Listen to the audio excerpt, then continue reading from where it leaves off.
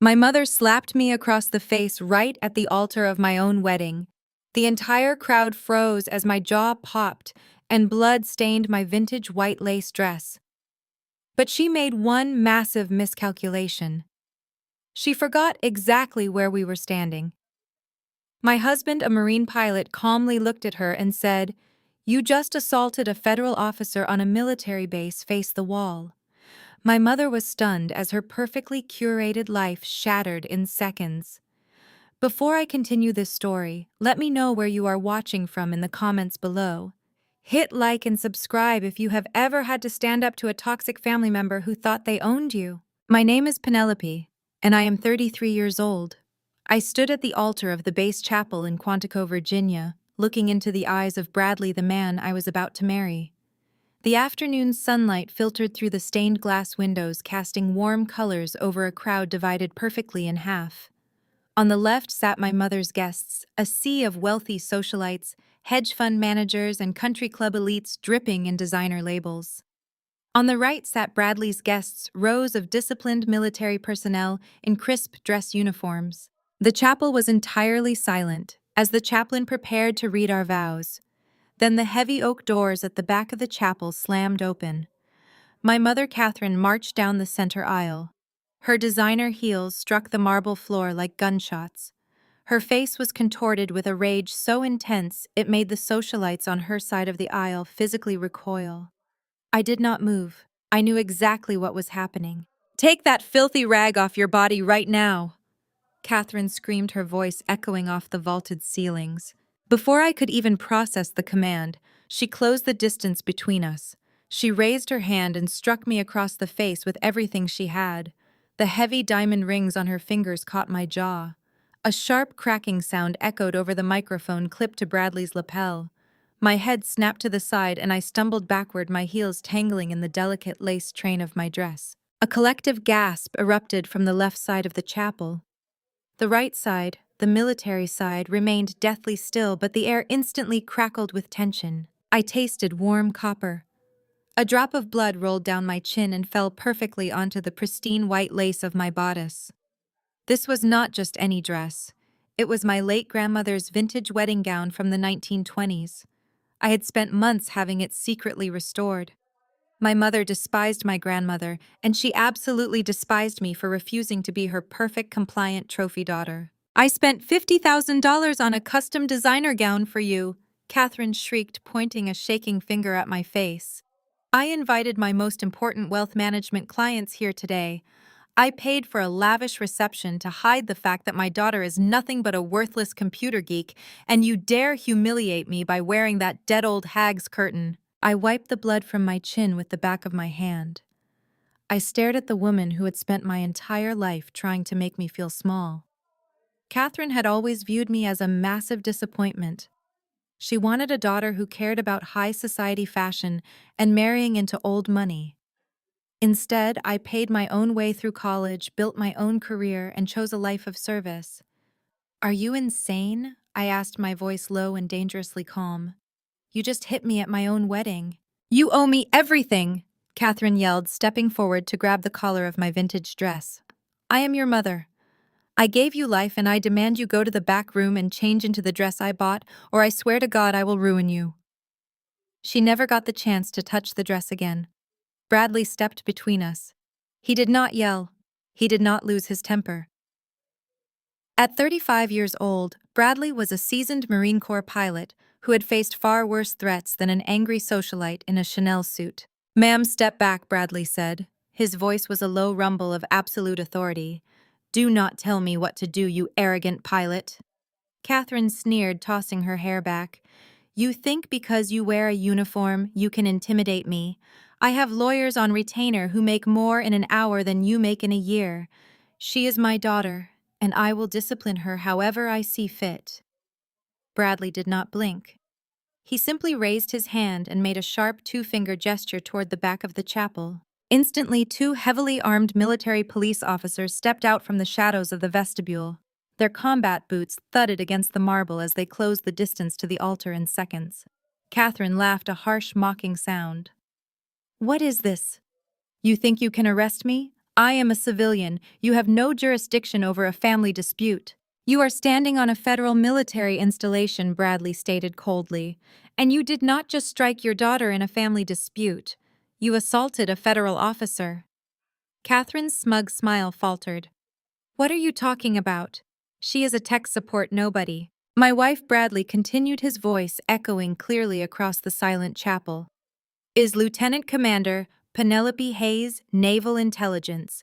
You just committed felony assault on a commissioned officer on federal property. Face the wall, now. The color drained entirely from Catherine's face. The two MPs grabbed her arms, spinning her around and forcing her face against the stone pillar beside the altar.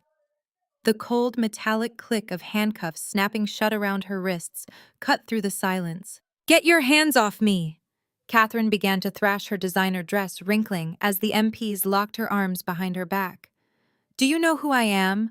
I manage billions of dollars. I will sue this entire base. Penelope, tell them to let me go right now. I stood next to Bradley, my posture perfectly straight, despite the throbbing pain in my jaw. Take her to the base security holding room, I told the MPs.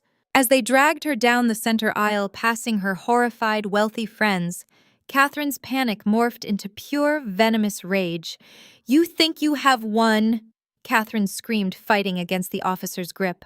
I control your trust fund. I own the deed to the estate you live in. If you do not drop these charges right now, I will freeze every cent you have. You will be out on the street by midnight. You are nothing without my money. You are a deadbeat, and you will be homeless by tonight. The heavy chapel doors slammed shut behind her, cutting off her frantic threats. The silence that followed was heavy. The high society guests were whispering frantically, clutching their pearls. The Marines on the right side of the aisle were staring at me with a newfound level of absolute respect. I looked down at the blood on my grandmother's vintage lace, then looked up at the chaplain who was staring at me with his mouth slightly open. I am so sorry for the interruption, Father, I said, taking a steadying breath. Shall we continue the vows? The sterile hum of the fluorescent lights inside the base security office was a sharp contrast to the stained glass and sunshine of the chapel I had just left. I sat on a cold metal folding chair, pressing a blue plastic ice pack against my throbbing jaw. Bradley stood near the door, his arms crossed over his chest, his dress blues immaculate. He was speaking quietly with the provost marshal outside in the hallway.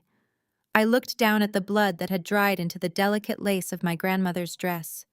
It was my wedding day, and my mother was currently sitting in a federal holding cell down the hall. The heavy metal door of the security office swung open so violently it bounced off the rubber wall stop. Brittany marched in. She wore a tailored silk dress that easily cost $5,000, her heels clicking aggressively against the linoleum floor. Following closely behind her was her husband, Terrence. He was a brilliant, self-made African-American man who ran a highly successful logistics empire. He usually stayed out of the family drama, acting as the calm anchor to my sister's chaotic storms. But today, he looked deeply uncomfortable, caught between the heavily armed military police outside and his furious wife inside. Brittany did not ask if I was okay. She did not look at the swelling on the side of my face or the dark red stains ruining my gown. She slammed her designer purse onto the metal interrogation table with a loud smack.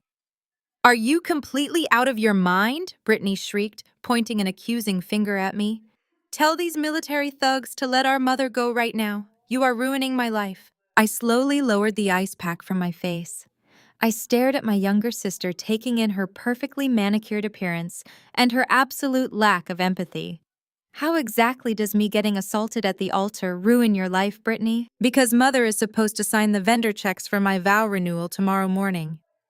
Brittany slammed her hands on the table, leaning in close. Terrence and I are hosting 500 people at an exclusive resort in Maui next month. Mother is paying the $150,000 balance for the venue.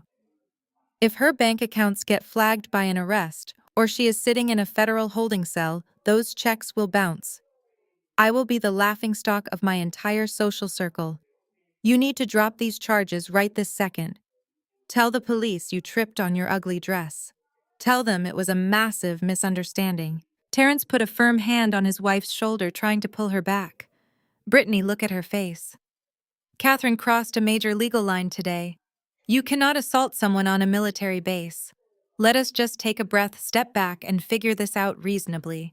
Brittany shoved his hand away, her eyes flashing with pure entitlement. Do not defend her, Terrence. Penelope is just doing this for attention because she knows she is the family failure. She deliberately wore that disgusting old rag today just to provoke Mother. I kept my expression entirely neutral, leaning back in the metal chair. My silence only infuriated her more. You always have to play the victim, Brittany scoffed, pacing the small room like a caged animal. You have been punishing Mother for years just because you were not smart enough to make it in the real world. You could not handle the pressure of managing actual wealth. You were too weak and too stupid to pass your financial licensing exams, so you failed out of Mother's wealth management firm. You ran off to join the Navy to hide your incompetence. You are just a glorified desk jockey playing dress-up in a uniform because you could not survive in high society like I did. I looked past my ranting sister and made direct eye contact with Terrence. It truly amazed me how a man as sharp and successful as him could be so entirely blind to the toxic venom of the woman he had married. He built a massive shipping and logistics company from the ground up, yet he let his wife treat people like dirt beneath her shoes. You actually think I joined the military because I failed at wealth management? I asked, my voice deadly calm, cutting through Brittany's hysterical rant. I joined Naval Intelligence because I refused to participate in a family business built on fraud and stolen money. I failed those exams on purpose, so Mother would fire me before I became legally tied to her shady accounting practices. Brittany rolled her eyes so hard I thought she might lose her balance. Stop being so incredibly dramatic and paranoid. Mother is a highly respected financial advisor. She built our family empire from scratch. You are just bitter and jealous because she cut you off financially and gave me the lavish lifestyle you secretly wanted. Now call off your guard dogs, drop the federal charges, and let Mother go so I can get my venue paid for. If you ruin my vow renewal trip, I swear I will make sure Mother kicks you and your new husband out of that historic house you live in. We all know she holds the deed to that property. I did not argue. I did not yell back. I simply handed the blue ice pack to Bradley, who had walked back into the room and was watching the entire exchange with a cold, calculated stare. He took the ice pack and, without saying a word, reached into his uniform pocket. He handed me a small, black tactical knife. Brittany gasped loudly, taking a stumbling step back as I clicked the sharp blade open. "Are you going to stab me?" she yelled, her voice pitching into a panicked squeak. Terrence immediately stepped in front of his wife, holding his hands up defensively, his muscles tensing for a fight. Penelope put the weapon down. Let us talk this out calmly. I ignored them both. I looked down at the blood-stained lace of my grandmother's vintage wedding dress. I grabbed the thick silk lining near the waistline, jammed the tip of the tactical knife into the fabric, and sliced downward. The sound of tearing silk echoed loudly in the small, sterile room, freezing Brittany and Terrence in their tracks. I reached deep into the opening I had just carved into the bodice of the gown. My fingers found exactly what I had meticulously sewn into the lining early this morning. I pulled out a flat, heavily sealed waterproof pouch. I tossed the tactical knife onto the metal table, where it clattered to a halt. Then I looked Brittany dead in the eyes, raised the pouch, and ripped the plastic seal open. The harsh fluorescent light of the base security room illuminated the yellowed parchment as I slid the papers from the waterproof sleeve. I unfolded the heavy legal documents and placed them flat on the metal interrogation table right next to my tactical knife. The official gold seal of a state notary gleamed under the harsh lighting. I watched Brittany stare at the papers, her perfectly glossed lips parted in confusion. For 15 years, I had guarded this secret. I had carried the weight of my grandmother's final act of protection, waiting for the exact moment when the truth would inflict the most damage on the people who had tried to destroy me. Do you know what this is, Brittany? I asked, my voice carrying a quiet, dangerous edge. This is the authentic, original last will and testament of our grandmother. It was signed, witnessed, and fully notarized just 3 days before she passed away. When grandmother died, Mother rushed to clear out her house. She threw away photographs, burned personal letters, and sent everything to the local landfill. She thought she had destroyed every trace of the old woman she hated so much. She assumed she had wiped the slate clean to take whatever she wanted. But grandmother knew exactly who her own daughter was. She knew mother was greedy, ruthless, and entirely devoid of a moral compass. So she sewed her real will into the lining of this vintage wedding dress and told me to keep it safe until I was old enough to understand what it truly meant. I pointed to the second page of the document. According to this legal paperwork, the entire $4 million family trust and the deed to the historic property I currently live in were left exclusively to me. Mother was left with absolutely nothing.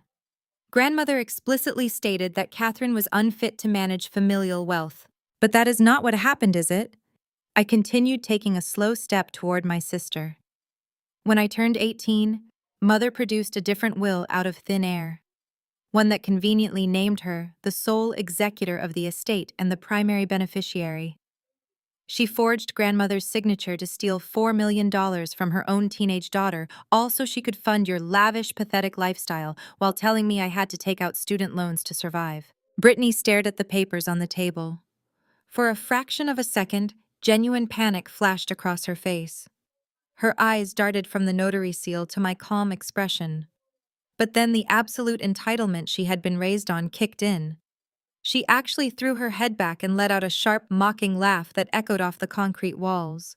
"You are completely delusional, Penelope," Brittany scoffed, crossing her arms over her chest. "Let us pretend for a second that this old piece of paper actually means something in a court of law. Do you honestly think that money is just sitting in a bank account waiting for you to claim it? Mother and I spent that trust fund years ago."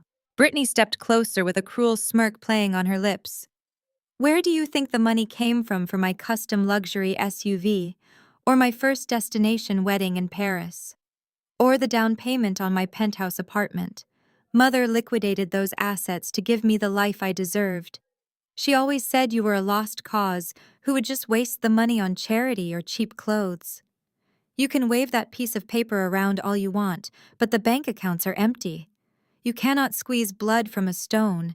You have absolutely nothing." Terrence shifted uncomfortably beside her. He looked at his wife as if he was suddenly seeing a stranger wearing her face. "Brittany, what exactly are you saying?" Terrence asked, his deep voice thick with disbelief and rising anger. "Are you admitting right now that your mother stole Penelope's inheritance to buy your cars and houses? You told me your mother was simply a highly successful wealth manager." "Oh, do not be so dramatic, Terrence," Brittany snapped, waving a dismissive hand at her husband, as if his morals were a nuisance. "It was family money. Mother just redistributed it to the daughter who actually knew how to represent the family well in high society. Penelope was busy crawling through mud in military boot camp. She did not need millions of dollars. We put the money to good use. Do not pretend you have not enjoyed the perks of my lifestyle." I did not look at my sister anymore. She had just confessed to being a willing accessory to grand larceny in front of her husband, and my husband Bradley, who was quietly standing by the door observing everything. I turned my full attention to Terrence. He was a proud, hard-working man, and I knew the next 60 seconds were going to shatter his reality. "You are a very smart man, Terrence," I said smoothly, keeping my tone perfectly level. "You built a massive shipping and logistics company from the ground up. You secured lucrative government contracts. You employ hundreds of people across the country. You pride yourself on having a spotless corporate record." Terrence stood taller, squaring his broad shoulders, though his eyes were wary. "I work incredibly hard for what I have. I do not come from old money, Penelope.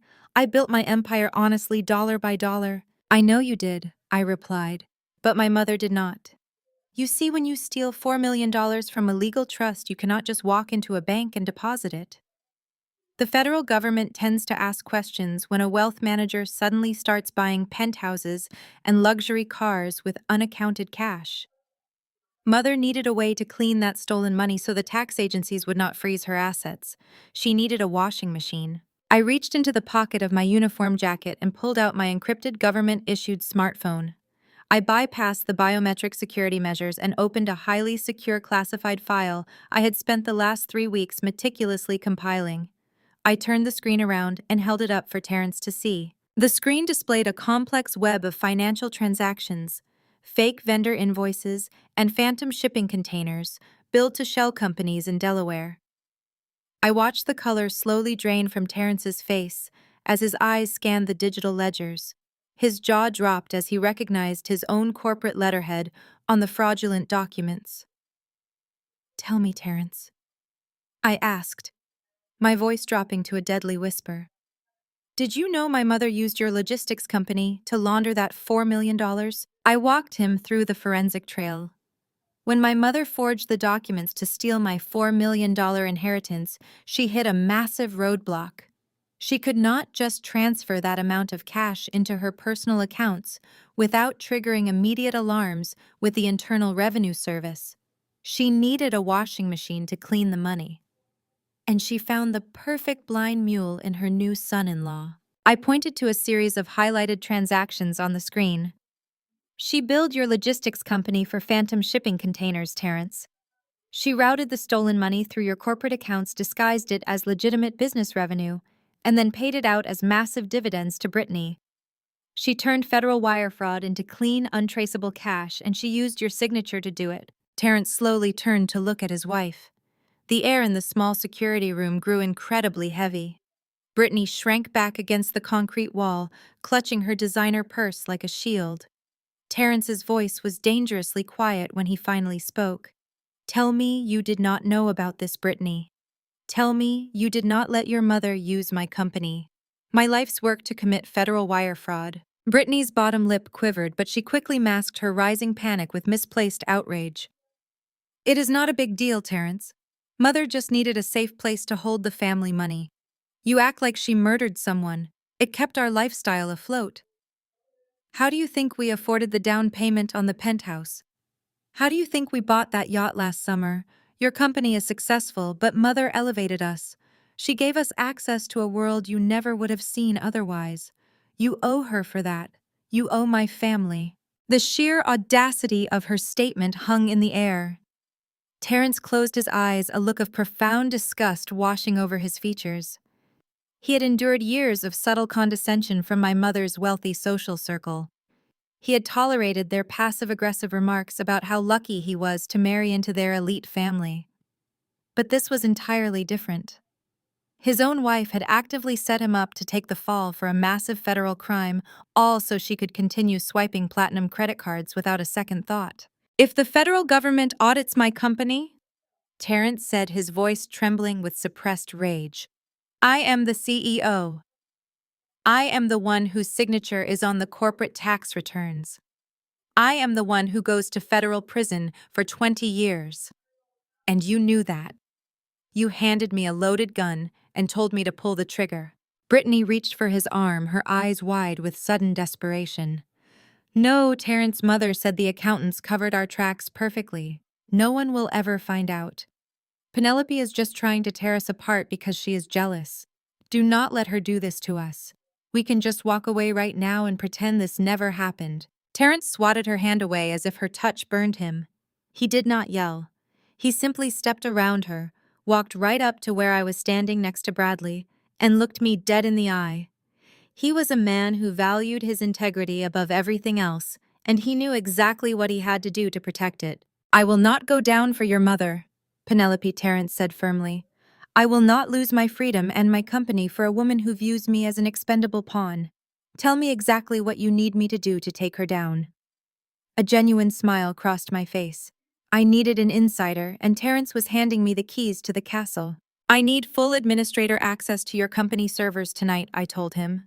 "I need to pull the raw data logs and unencrypted financial transfers before Mother realizes I have blown her cover.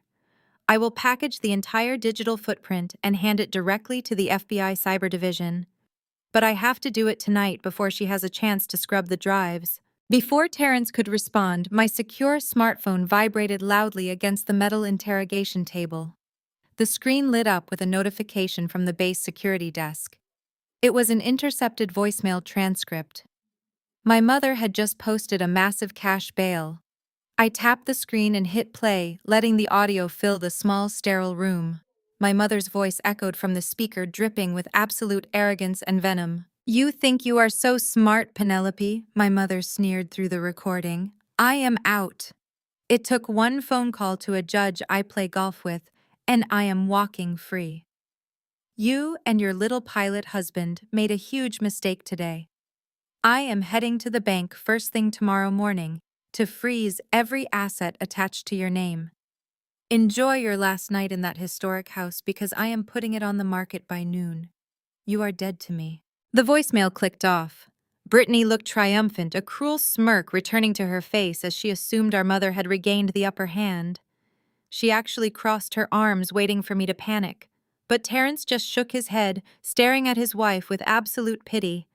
I looked up at Bradley, who was already unlocking the door to the security room. We had a long night ahead of us, and my mother had absolutely no idea that she was walking straight into a federal trap. Instead of dancing to a live band at a lavish reception, my wedding night was spent inside a highly classified windowless room on the naval base. Bradley had managed to secure a temporary workspace for us in the cyber operations wing. I sat at a heavy steel desk, wearing a borrowed tactical fleece jacket, zipped up over the torn blood-stained lace of my grandmother's wedding dress. Bradley placed a steaming cup of black coffee next to my keyboard. There was no champagne, no toasts, just the hum of high-powered servers and the heavy reality of the federal investigation we were building. Terrence sat beside me, staring at the blank monitor. He looked like a man who had just watched his entire reality burn to the ground. He took a deep breath, leaned forward, and typed his master administrative credentials into the login portal of his company's mainframe. "I spent 10 years building this company from a single delivery truck," Terrence said, his voice thick with a mixture of grief and simmering rage. "As an African-American man in the corporate logistics world, I had to work twice as hard to earn my seat at the table. I built my empire with absolute integrity. I will not let my spoiled wife and her manipulative mother turn my legacy into a federal crime scene. Find everything, Penelope. Burn their lies to the ground." I took over the keyboard.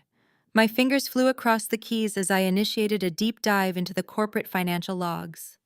I isolated the billing codes my mother had used. It was a highly sophisticated scheme, but my mother was arrogant, and arrogant people always leave digital fingerprints. I showed Terrence how Catherine had created ghost shipping containers. She generated fake freight invoices from shell companies located in Delaware. Terrence's company processed the payments, effectively mixing the stolen $4 million from my trust fund with his clean, legitimate corporate revenue. Then the money was funneled out as massive quarterly dividend payouts directly into Brittany's personal bank accounts. Terrence rubbed his face in his hands. He explained that Brittany handled their personal finances. He trusted her completely. He never questioned why his mother-in-law was funneling investments through his business.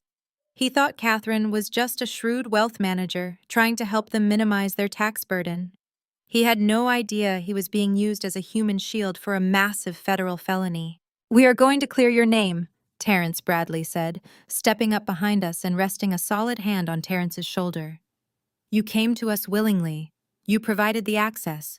The federal government will see that you are a victim of their fraud, not a willing participant." As I began compiling the unencrypted data into a secure export file, a flashing red warning banner suddenly appeared across the top of my monitor. A remote access protocol had just been initiated. Someone was bypassing the standard security gateways and logging directly into the central server from an external IP address. Terrence leaned closer to the screen, his eyes narrowing in furious recognition. "That is Brittany's backup administrative account," he said, his voice tight. "I gave her emergency access years ago when she was helping me manage the executive payroll." The screen flickered violently. A command prompt appeared, executing a systematic deletion of the very financial ledgers I was currently downloading. Catherine and Brittany were not just sitting around a luxury hotel waiting for the dust to settle. Catherine knew I was a naval intelligence officer. She knew I had the skills to find the money. She must have ordered Brittany to use her emergency access to trigger a massive data wipe. They were trying to burn the digital house down before the authorities could arrive. She is executing a recursive deletion script. I warned, my eyes tracking the rapidly moving code. She is trying to scrub the origin metadata. If she corrupts these ledgers, we lose the direct link between my mother's shell companies and the stolen trust fund. I pushed my coffee aside. I bypassed the standard user interface and dove straight into the command line of the server. Brittany might have had a master password, but she was a spoiled socialite playing with tools she fundamentally did not understand. I was a military cyber warfare specialist. This was my battlefield. I typed a series of rapid override commands racing against the deletion progress bar. 50% of the fake invoices had already been targeted for corruption. I launched a localized quarantine protocol, building a digital firewall around the remaining financial records. I could hear Bradley pacing behind me, the tension in the room skyrocketing. Terrence watched the screen, calling out the specific file directories where his wife might try to hide the deletion scripts. "She is trying to access the offshore allocation files," Terrence shouted, pointing at a new string of code appearing on the monitor. "Lock down the Cayman accounts folder." "I am on it," I replied, my fingers flying. I deployed a countermeasure program designed to trap unauthorized users.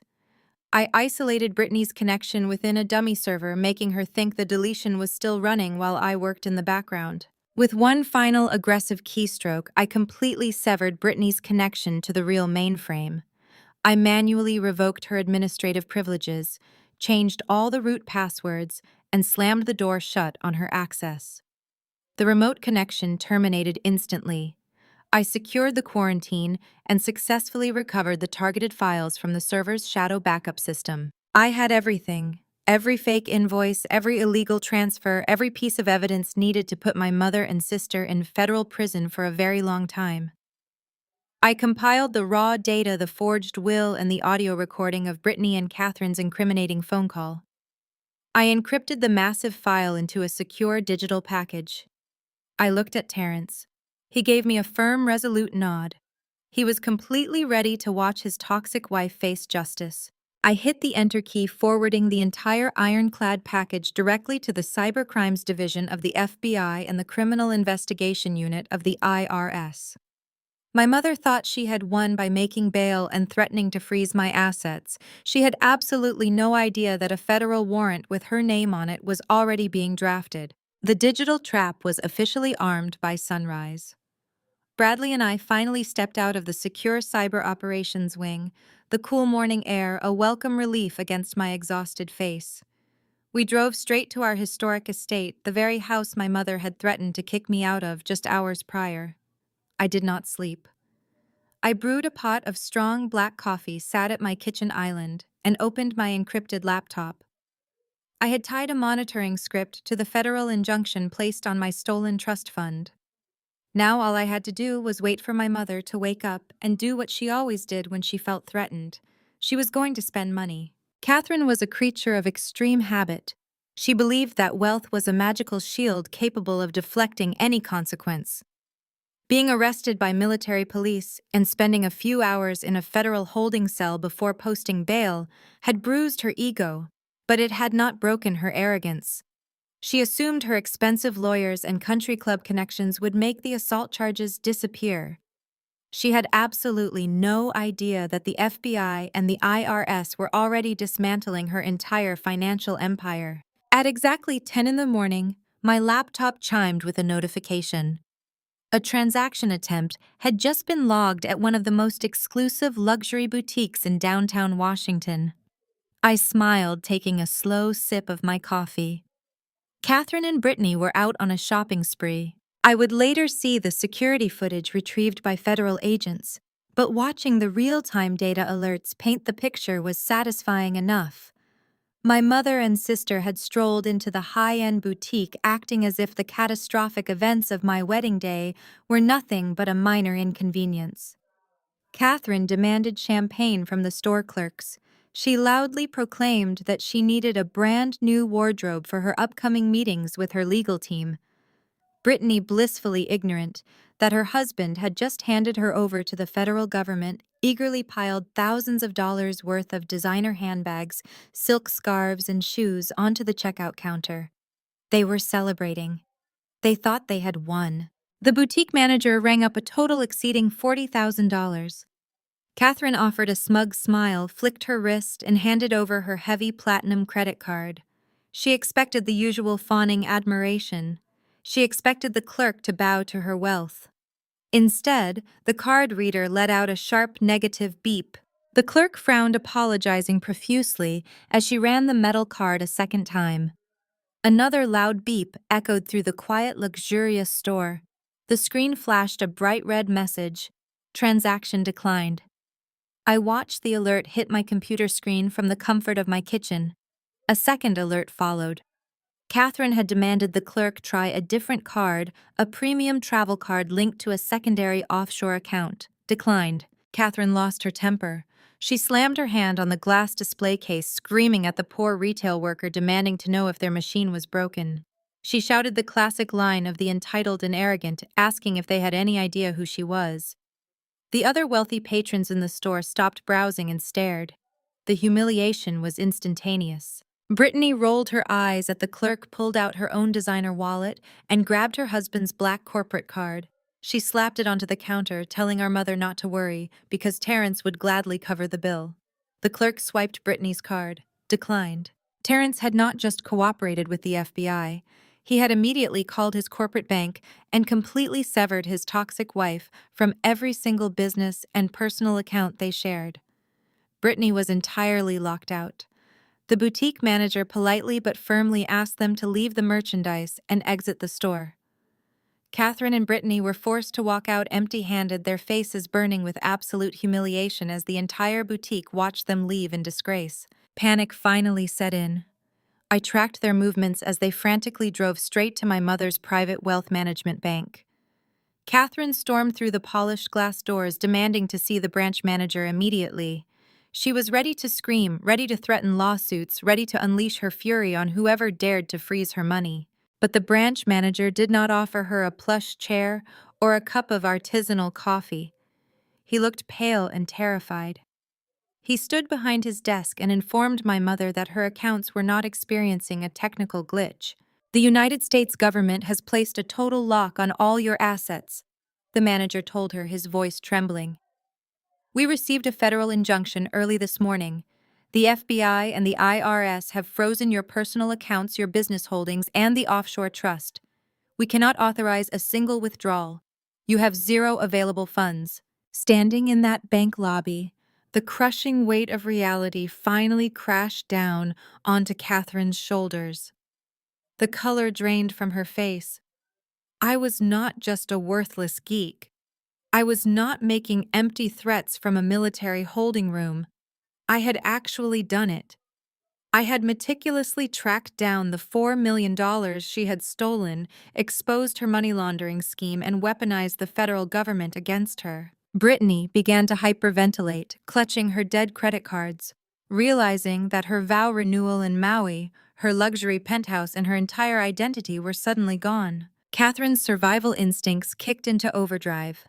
She realized the federal agents would be coming for her soon. She needed cash immediately. She needed the emergency funds, the bearer bonds, and the secondary passports she kept locked in a hidden floorboard safe. And that safe was located inside the master bedroom of the historic family estate. The very house I currently lived in. The house she had arrogantly threatened to evict me from. Catherine slammed her foot on the brakes. The tires of her luxury sedan tore through the manicured gravel of the long driveway, kicking up dust and loose stones. She stared through the windshield in absolute horror. A massive commercial moving truck was parked directly on the pristine front lawn of the historic estate. 4 armed military police officers and a team of private security guards stood shoulder to shoulder, forming an impenetrable human barricade across the wide, sweeping front steps. And standing right in the center of the porch was me.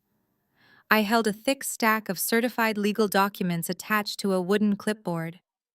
Bradley stood solidly by my side, his hands clasped casually behind his back. He watched my mother and sister stumble out of the car like they had just seen a ghost. They looked completely disheveled. The smug arrogance they carried into the high-end boutique just an hour ago had been entirely erased by the reality of their frozen bank accounts. "What is the meaning of this?" Catherine shrieked, storming up the brick walkway with her fists clenched tight at her sides. "Tell these rented thugs to get off my property right now. I have highly sensitive business documents inside and I need to get into my master bedroom immediately." I knew exactly what she wanted. Underneath the hardwood floorboards of the master suite was a hidden fireproof safe. It contained her emergency stash of bearer bonds, offshore account details, and 3 secondary passports. It was her getaway fund for exactly this type of disaster. But she was far too late.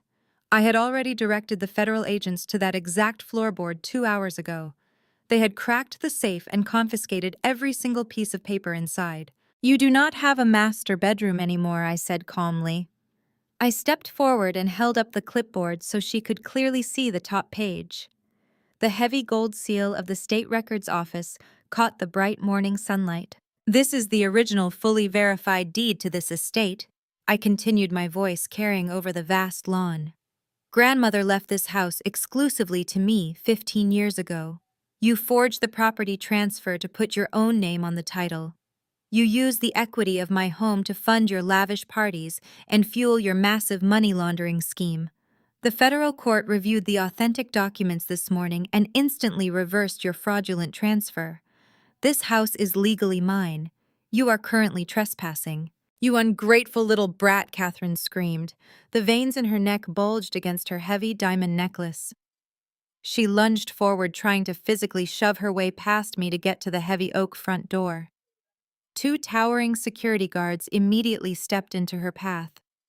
They planted their hands firmly on her shoulders and shoved her back down the steps with effortless force. "Do not touch me!" she yelled, flailing wildly to regain her balance. "I own this family. I built everything you have. You are nothing but a disappointment in a uniform." I looked down at her from the top of the stairs, feeling nothing but cold resolution. "You built a house of cards using stolen money," I replied, "and the wind just blew it down. I am giving you exactly 30 minutes to go inside under strict security supervision. You are allowed to pack 2 suitcases of basic clothing and personal toiletries. You will not touch any jewelry, any artwork, or any financial documents. If you try to sneak anything else out of this house, the military police will arrest you for burglary. After 30 minutes, you will leave my property and never return." Brittany stood frozen near the passenger side of the car. Her hands were shaking violently as she stared at the useless deactivated credit card still clutched in her palm. The absolute reality of her situation was finally crashing down on her. Her luxury penthouse was tied to the frozen assets. Her destination vow renewal in Maui was cancelled. She was entirely broke. She pulled out her phone and frantically dialed her husband again. "Terrence, pick up the phone." Brittany sobbed into the receiver, pacing the gravel driveway. "Please pick up. We have no money. The bank locked us out.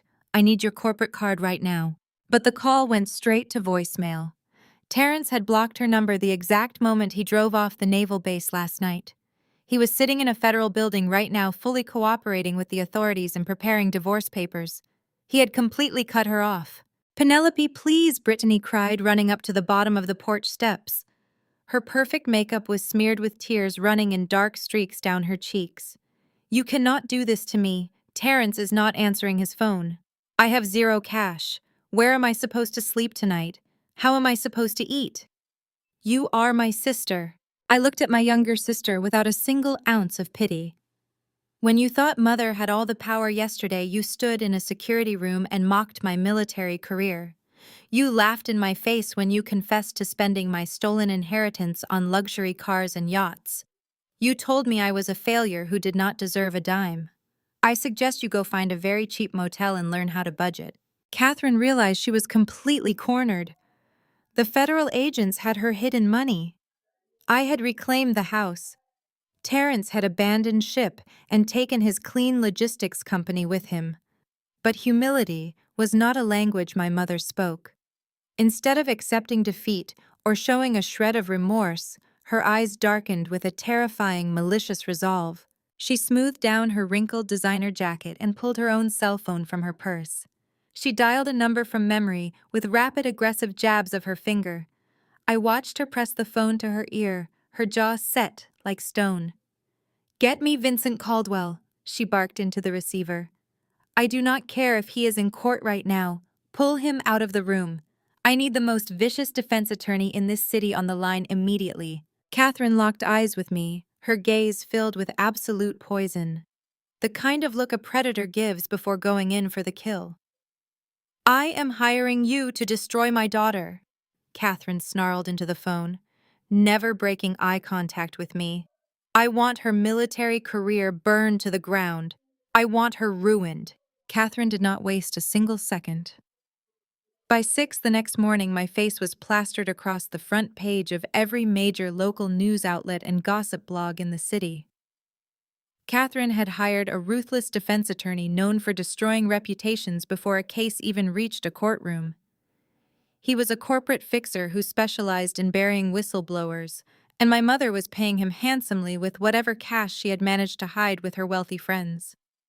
The headlines were vicious and carefully calculated. They did not mention the money laundering or the forged will. Instead, they painted a highly fictionalized picture of a rogue, mentally unstable military officer abusing her top-secret government clearance to terrorize her defenseless aging mother. I sat at my kitchen island, holding my coffee mug, as I watched a morning talk show host dissect my character. The attorney had released a statement claiming I suffered from severe paranoia and resentment. He told the press I had orchestrated a cruel military raid on my own wedding day simply because I was jealous of my younger sister. He accused me of illegally seizing the family estate and kicking my mother out onto the street with nothing but the clothes on her back.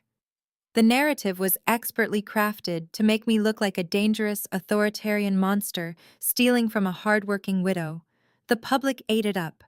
Within hours, the backlash was intense and entirely misdirected. The situation escalated faster than I could have anticipated. When Bradley and I drove toward the main gates of the naval base that afternoon, we were met with absolute chaos. A swarm of aggressive reporters and paparazzi blocked the entrance. Camera flashes blinded us through the windshield. People were waving microphones and shouting my name, demanding to know if I had used military resources to steal a private historic estate. Base security had to deploy extra personnel in riot gear just to clear a path for our vehicle to pass through the heavily guarded gates. The spectacle was humiliating and perfectly designed to hit me exactly where I was most vulnerable: my career.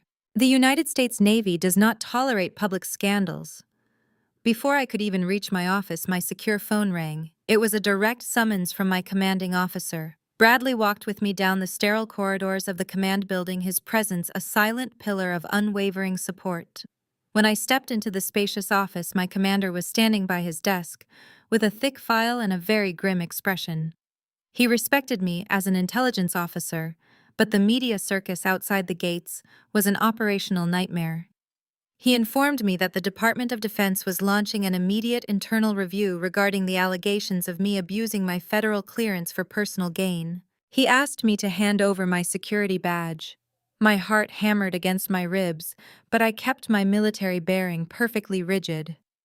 He explained that I was being temporarily suspended from all active intelligence duties until the review board could investigate the massive claims made by my mother and her attorney. I was barred from accessing classified networks and stripped of my operational authority. I placed my credentials on his wooden desk. It felt like handing over a piece of my very identity. Catherine knew exactly how much my career meant to me. She knew I had spent years proving myself in a male-dominated field, and she was actively trying to burn my life's work to the ground out of pure spite. Bradley drove us back to the estate in heavy silence. He knew better than to offer empty platitudes. He simply held my hand the entire way home. We managed to slip through a rear access road to avoid the news vans still lurking near the front gates of our property. But the nightmare was far from over. The moment we stepped inside the quiet foyer, Bradley's phone began buzzing continuously. He pulled it from his pocket, and his jaw tightened instantly. He did not say a word. He just turned the screen around so I could see what was breaking across every social media platform on the internet. It was a video of my sister Brittany. She was sitting on a cheap motel bed, looking completely disheveled with her expensive makeup running down her face in dark streaks. She was sobbing hysterically into the camera, putting on the manipulative performance of a lifetime. In between fake gasps for air, Brittany told millions of viewers that I had locked her inside a security room on the military base and pulled a tactical knife on her. She completely twisted the story of me cutting open my wedding dress, claiming instead that I had threatened her life and held her hostage. Brittany wept loudly, telling the camera that I had manipulated her brilliant husband Terrence into leaving her. She painted herself as a broken, terrified woman who had lost her home, her marriage, and her safety, all because of her evil, militant sister. She begged the public for help, saying I was a dangerous and unstable woman who was going to kill them all for inheritance money. The video already had 4 million views, and the entire internet was calling for my immediate arrest. The military tribunal convened 48 hours after my sister posted her theatrical tear-filled video to the internet. I walked into the heavy wood-paneled briefing room inside the command headquarters, with my spine perfectly straight and my uniform immaculate. I sat at a solitary metal table facing a panel of 3 high-ranking officers. My commanding officer, Admiral Mitchell, sat dead center. His expression was impossible to read. Sitting in the very back row of the gallery, designated as a civilian observer for the alleged victims, was my mother's highly paid corporate fixer. His name was Mr. Thorne. He wore a bespoke tailored suit and a smug, self-satisfied smirk. He leaned back in his wooden chair, casually crossing his arms. He honestly believed he had already won. He thought the viral internet outrage and the fabricated media narrative had effectively ended my military career before the hearing even began. Admiral Mitchell opened the manila folder on his desk. The room was deathly quiet. He cleared his throat and formally read the charges brought against me by my civilian family members. The allegations included the illegal use of federal military resources for a personal vendetta, physical intimidation with a deadly weapon, and holding civilian personnel hostage inside a base security room. Lieutenant Commander Hayes. Admiral Mitchell said, his voice echoing off the stark walls. These are incredibly severe allegations. Your sister has publicly claimed you trapped her in a room, pulled a tactical combat knife on her, and threatened her life over a financial dispute. How do you plead to these specific accusations? I did not flinch. I kept my hands folded neatly on the table in front of me. I plead absolutely not guilty to all charges, sir, I replied, my voice steady and completely devoid of emotion. I request permission to project digital evidence directly onto the main screen. I have submitted this file through the proper security protocols, and it has been pre-cleared by our federal liaisons. Admiral Mitchell gave a sharp nod. I plugged my encrypted drive into the console on the table. The massive screen behind the tribunal panel flickered to life. Mr. Thorne uncrossed his arms, leaning forward slightly as his confident smirk began to waver. I played the raw, unedited security footage captured from the ceiling camera inside the base holding room on the day of my wedding. There was no audio, but the high-definition video painted a perfectly clear picture. The panel of officers watched as Brittany stormed into the room, aggressively slamming her purse onto the table and waving her finger in my face. They watched as Terrence, her own husband, actively tried to pull her back and calm her down. Then they watched the exact moment I handed my ice pack to Bradley and pulled out my tactical knife. But the footage showed the undeniable truth. I never took a single step toward my sister. I did not point the blade at her. I calmly turned the knife toward my own ruined wedding dress, sliced open the silk lining, and retrieved the waterproof packet containing my grandmother's authentic will. As you can see, gentlemen, I stated, gesturing to the screen. My sister was never held hostage. The door behind her was completely unlocked. My husband, a decorated Marine pilot, was standing completely relaxed by the exit. The weapon in question was used solely to retrieve a hidden legal document from my own clothing. My sister's viral video is a deliberate and calculated act of perjury. Mr. Thorne shifted uncomfortably in his seat in the back row. The color was slowly draining from his face as he realized his clients had blatantly lied to him about the events in that room. But I was not finished. Mr. Thorne was sweating. He was a corporate fixer, but he was not stupid enough to interfere with an active FBI money laundering investigation. He realized he had just been used to launch a defamatory attack against an active-duty naval intelligence officer. He abruptly stood up, grabbed his leather briefcase, and practically sprinted out of the briefing room without saying a single word. Lieutenant Commander Admiral Mitchell said, his tone shifting from an interrogator to a commanding officer addressing one of his own. "You are entirely cleared of all allegations presented to this board. Your suspension is lifted effective immediately. Your security clearance is fully restored." "Thank you, sir," I replied, maintaining my strict military bearing. Furthermore, Admiral Mitchell added, his voice dropping into a deadly serious register. "The United States military does not take kindly to civilians attempting to manipulate our ranks or endanger our personnel through malicious public lies. I am issuing a direct protective order. Catherine and Brittany are hereby restricted from coming within a 5-mile radius of this base or any other military installation under threat of immediate federal arrest. You are dismissed, officer." I stood, delivered a crisp salute, and walked out of the briefing room. As I stepped into the bright hallway where Bradley was waiting for me, my phone vibrated in my pocket. I did not need to look at it to know what was happening. Miles away, standing in the marble foyer of a luxury hotel, Catherine was screaming into her cell phone. She was demanding to know why her high-priced lawyer had just stormed out of the naval base. Mr. Thorne did not mince his words. He informed her that the military had completely exonerated me, that the FBI was actively building a wire fraud case against her, and that she had lied to him about the security footage. He told her she was facing serious federal prison time, and that he was dropping her as a client immediately to save his own firm from being implicated in her mess. Catherine completely lost her mind. She shrieked into the receiver, telling him he was a worthless coward, and fired him on the spot, severing her last remaining lifeline to legal salvation. While I was standing outside the command headquarters, with Bradley watching the afternoon sun break through the clouds, my sister was experiencing the devastating reality of her own choices. I knew exactly where Brittany would go the moment our mother's high-priced lawyer stormed out of the naval base. Catherine was a sinking ship, and Brittany had always been a rat desperate for dry land. With her bank accounts frozen and her credit cards completely useless, she had only one lifeline left. She needed her husband. Brittany demanded a ride from a confused hotel valet and directed him to the sprawling modern estate Terrence had built in the affluent suburbs. She arrived frantic and completely disheveled.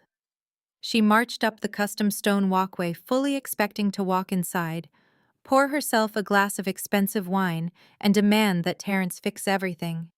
She reached the heavy oak front door and punched her personal access code into the digital keypad. The security system let out a sharp negative beep. The digital screen flashed a bright red light. Access denied. Brittany frowned, assuming she had typed it wrong in her panic. She punched the numbers in again, hitting the glass screen with aggressive force. Another loud beep echoed on the porch. Access denied. Frustrated and angry, she pounded her fists against the heavy wood. She screamed for Terrence to open the door, yelling that she had just endured the worst day of her life and needed him to wire cash to a new defense attorney immediately. The lock clicked heavily. The massive door swung open. Terrence stood in the doorway wearing a dark, impeccably tailored suit. He looked like the powerful, self-made chief executive officer he truly was. But he did not step aside to let his wife into the warmth of the foyer. He did not reach out to comfort her. He stood perfectly still, looking down at her with an expression of absolute glacial detachment. Brittany opened her mouth to launch into a hysterical rant about my mother firing her lawyer, but the words died in her throat. She finally noticed what was sitting on the porch right next to Terrence. Lined up perfectly against the brick exterior, like garbage bags waiting for collection, were 6 of Brittany's designer suitcases. "Terrence, what is this?" Brittany asked, her voice trembling as a cold spike of panic hit her chest. "Why are my bags out here? I need you to call your corporate bank right now. Mother needs a retainer for a new legal team, and Penelope has completely lost her mind. She is trying to ruin us." Terrence did not raise his voice. He reached inside his suit jacket and pulled out a thick manila folder. He held it out to her. His hand was completely steady. Brittany hesitated, looking from the folder to his cold, unyielding eyes. She slowly reached out and took the heavy envelope. She opened the flap and pulled out the crisp, legally binding documents. The bold black letters at the top of the first page read, "Petition for Dissolution of Marriage." Right beneath it was a highly restrictive corporate injunction. "You are no longer my wife," Terrence stated, his deep voice carrying a terrifying calm. "And you are no longer an executive board member of my company." My corporate attorneys spent the entire morning drafting those documents alongside the federal investigators. I have legally severed you from every single one of my business accounts, personal holdings, and properties. You have exactly zero claim to anything I have built.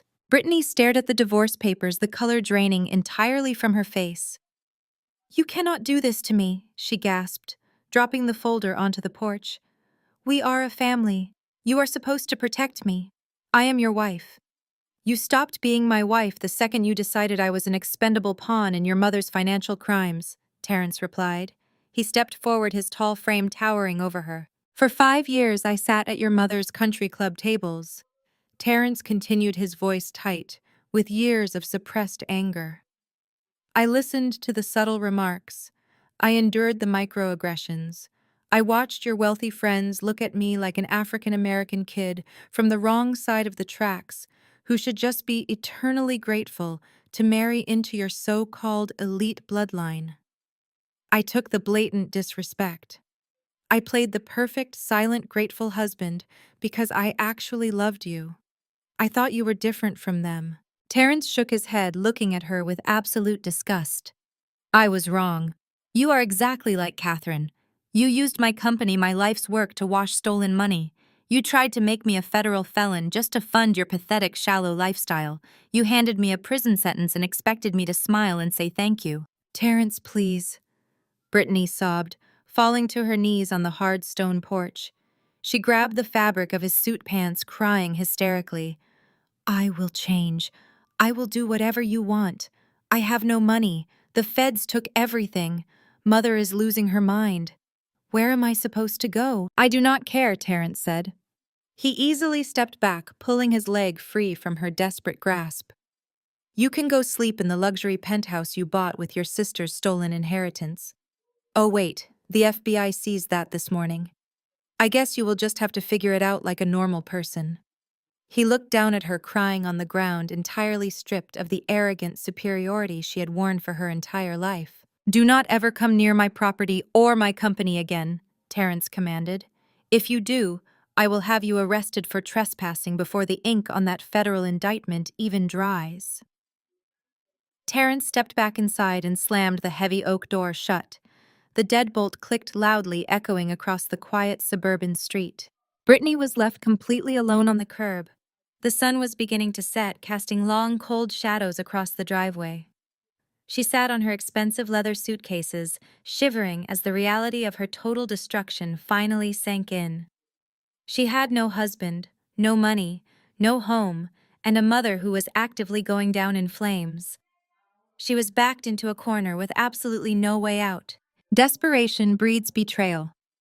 Brittany realized she was going to face federal prison time for money laundering if she did not find a way to save herself.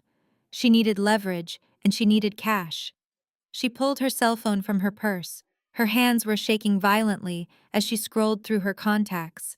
She bypassed her mother's name. She bypassed her fake friends. She stopped on my number. I was sitting in the passenger seat of Bradley's truck, driving away from the naval base, when my phone rang. I looked at the caller identification and let out a soft, knowing laugh. I answered the call and put it on speaker so Bradley could hear. "Penelope, please do not hang up on me," Brittany cried into the receiver. Her voice was raspy and broken. "Terrence kicked me out. I have absolutely nothing left. Mother is out of control and she is going to take me down with her. I need your help." "Why on earth would I help you?" I asked, leaning back against the leather seat. "Because I know things." Brittany begged, her words tumbling out in a frantic rush. "I know where Mother hid the rest of the money. I know the exact locations of the offshore accounts the FBI has not found yet. I know her deepest secrets. I will give you everything. I will testify against her in federal court. Just please, Penelope, you have to pay me. I will trade you every single piece of dirt I have for cash. I listened to the frantic, trembling voice of my sister pouring out of my phone speakers. Brittany was sitting on a curb surrounded by her luggage, begging me for a financial lifeline. She was offering to sell our mother out in exchange for cold, hard cash. I looked over at Bradley in the driver's seat. He kept his eyes on the road but gave me a slow, knowing nod. I will meet you in 30 minutes, I told her, my voice completely devoid of sympathy. But we are not meeting at any of your luxury cafes. I texted her the address of a rundown 24-hour diner on the outskirts of the city. I hung up before she could complain. When Bradley and I pulled into the flickering neon glow of the diner parking lot, we spotted her immediately. Brittany was huddled in a sticky vinyl booth by the window. Her 6 massive designer suitcases were crammed into the narrow aisle, earning irritated glares from the exhausted waitstaff. She looked entirely out of place. Her expensive silk dress was wrinkled. Her perfect blowout was ruined by the humid evening air, and her eyes were bloodshot from crying. Bradley stayed in the truck to keep an eye on the perimeter. I walked inside, the bell above the door chiming loudly. I slid into the booth across from my sister. I did not order anything. I just stared at her, waiting for her to play her final, desperate hand. Brittany wiped her nose with a crumpled napkin and tried to straighten her posture. She desperately wanted to look like she still held some sort of power, but the illusion was completely shattered. "You look terrible, Brittany," I said flatly. "Tell me what you know." She leaned forward, dropping her voice to a conspiratorial whisper. "Mother did not just buy real estate and cars with your trust fund, Penelope. She knew she had to hide a massive chunk of it in case the market crashed. There is a secondary, highly encrypted offshore account in the Cayman Islands. It holds exactly $2 million in clean, untraceable cash. It is the last of your inheritance." I kept my expression perfectly neutral. "And you know how to access this account. I have the master routing numbers, the shell company names, and the digital authentication keys." Brittany said, a hint of her old arrogance creeping back into her tone. "The FBI does not know it exists because Mother set it up under a completely different corporate umbrella. I am the only person besides her who has the login credentials." She paused, waiting for me to look impressed or desperate. When I did neither, she pushed forward. "I want $500,000, Brittany demanded. "You wire $500,000 into a new secure account for me, and I slide this piece of paper across the table. You get $1.5 million back, and I get enough to start over now that Terrence ruined my life. It is a win for both of us. If you say no, I walk away, and Mother drains that account the second she realizes she is going down. You will never see that money again." I looked at the folded piece of hotel stationery clutched tightly in her manicured hand. It was her only bargaining chip, her absolute last hope for survival. I reached across the table, but I did not take the paper. Instead, I grabbed the cheap plastic menu standing between us and moved it aside. "I do not negotiate with terrorists, Brittany," I said, my voice cold and sharp. "And I certainly do not negotiate with the thief who helped steal my money in the first place." Brittany scoffed, shaking her head as if I was the most foolish person on the planet. "Are you really going to let your ridiculous military pride cost you $2 million? You are throwing away a fortune just to spite me. You have no other way to find that cash." I leaned back in the vinyl booth and crossed my arms. "You really do not understand how federal cyber intelligence works, do you?" I asked softly. Brittany frowned, her grip tightening on the piece of paper. "What are you talking about?" "When Terrence handed me the keys to his logistics servers last night, I did not just download the fake invoices," I explained, watching the confusion slowly morph into terror on her face. "I downloaded the entire network communication log. I tracked the digital footprints of every single dividend payout your mother made to you. You see, when people transfer millions of dollars internationally, they leave a trail of IP addresses.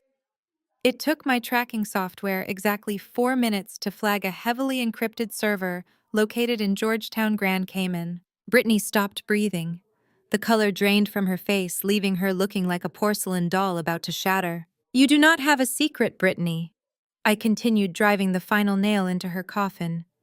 "The FBI Cybercrimes Division found those offshore accounts 12 hours ago.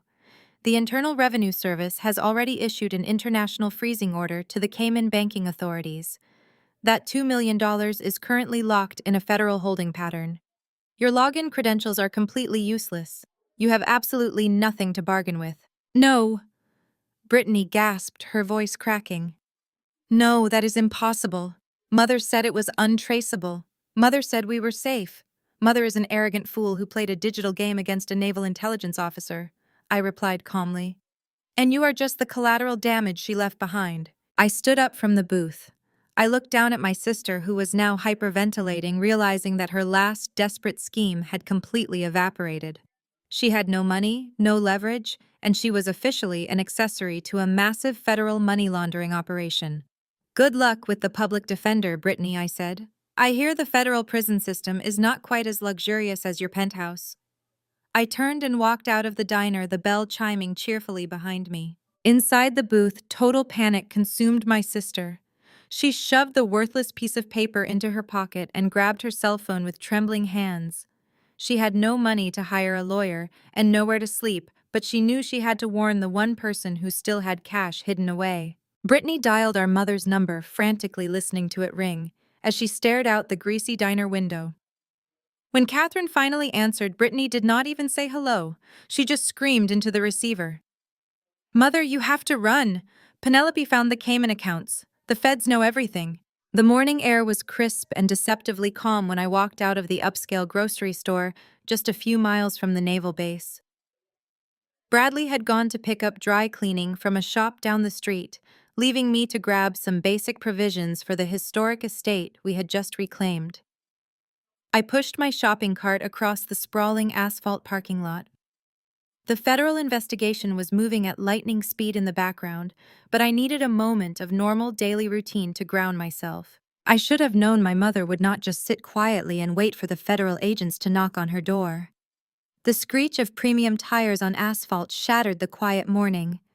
A black luxury sedan whipped around the corner of the parking aisle, completely ignoring the painted lines, and slammed on its brakes just inches from my shopping cart.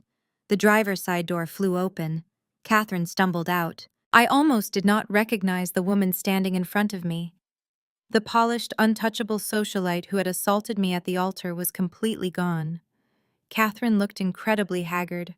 Her expensive silk blouse was rumpled and stained with spilled coffee. She wore no makeup, revealing the deep dark bags under her frantic eyes.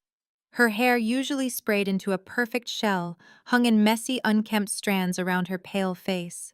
Brittany's phone call had clearly broken her. The realization that the federal government was already sitting on her secret Cayman Islands accounts had pushed her into a state of pure, unadulterated panic. Penelope, thank God I found you. Catherine gasped, rushing toward me. She reached out, trying to grab my hands, her fingers trembling violently. I took a swift step back, keeping the metal shopping cart firmly wedged between us. Do not touch me, I warned, my voice flat and authoritative. You are violating a direct military protective order just by standing here. I can have you arrested before you even get back into your car. Catherine shook her head frantically, holding her hands up in a gesture of surrender. Please just listen to me. I know you are angry. I know things got completely out of hand at the wedding, but we can fix this. We can fix all of it right now. I leaned against the handle of my cart, staring at the desperate woman who had spent my entire life trying to tear me down. You cannot fix federal wire fraud, Mother. Yes, I can. Catherine's voice hitched with desperation. Her eyes darted around the parking lot, paranoid that federal agents were hiding behind the parked cars. I am willing to make a deal with you, Penelope. A very generous deal. I will give you everything. I will drive to a notary right this second and sign over total control of the family estate. I will wire the remaining $2 million from the offshore accounts directly into your personal bank. I will even hire a public relations firm to issue a formal televised apology to you and the United States Navy. You get the money, the house, and your public vindication. You win. I stared at her, genuinely amazed by the absolute delusion she still harbored. She still believed that money was the ultimate currency of forgiveness. She thought she could buy her way out of a federal indictment, just like she bought her way into high society. You want to give me the house and the money that you stole from me in the first place, I clarified, keeping my tone perfectly even. And what exactly do I have to do to earn my own stolen property back? Catherine took a shaky breath, stepping closer to the metal cart. You just have to call the FBI. Tell them your brother-in-law made a mistake with his corporate ledgers. Tell them the data you submitted was corrupted or misinterpreted. Call the base commander and drop the assault charges. Tell them I was just a stressed mother of the bride who had a brief emotional breakdown. You have the security clearance. You know the agents. You can make this entire investigation disappear. I looked at her with profound pity. You really have no idea how the real world works, do you? I asked softly. You cannot just call up a federal task force and ask them to ignore a multi-million-dollar money laundering operation. You cannot unring that bell. The Internal Revenue Service already has your transaction history. The Department of Defense already has the security footage. Terrence already signed a sworn statement against you. It is over. Catherine's desperate facade began to fracture. The trembling panic in her eyes slowly morphed into something much darker.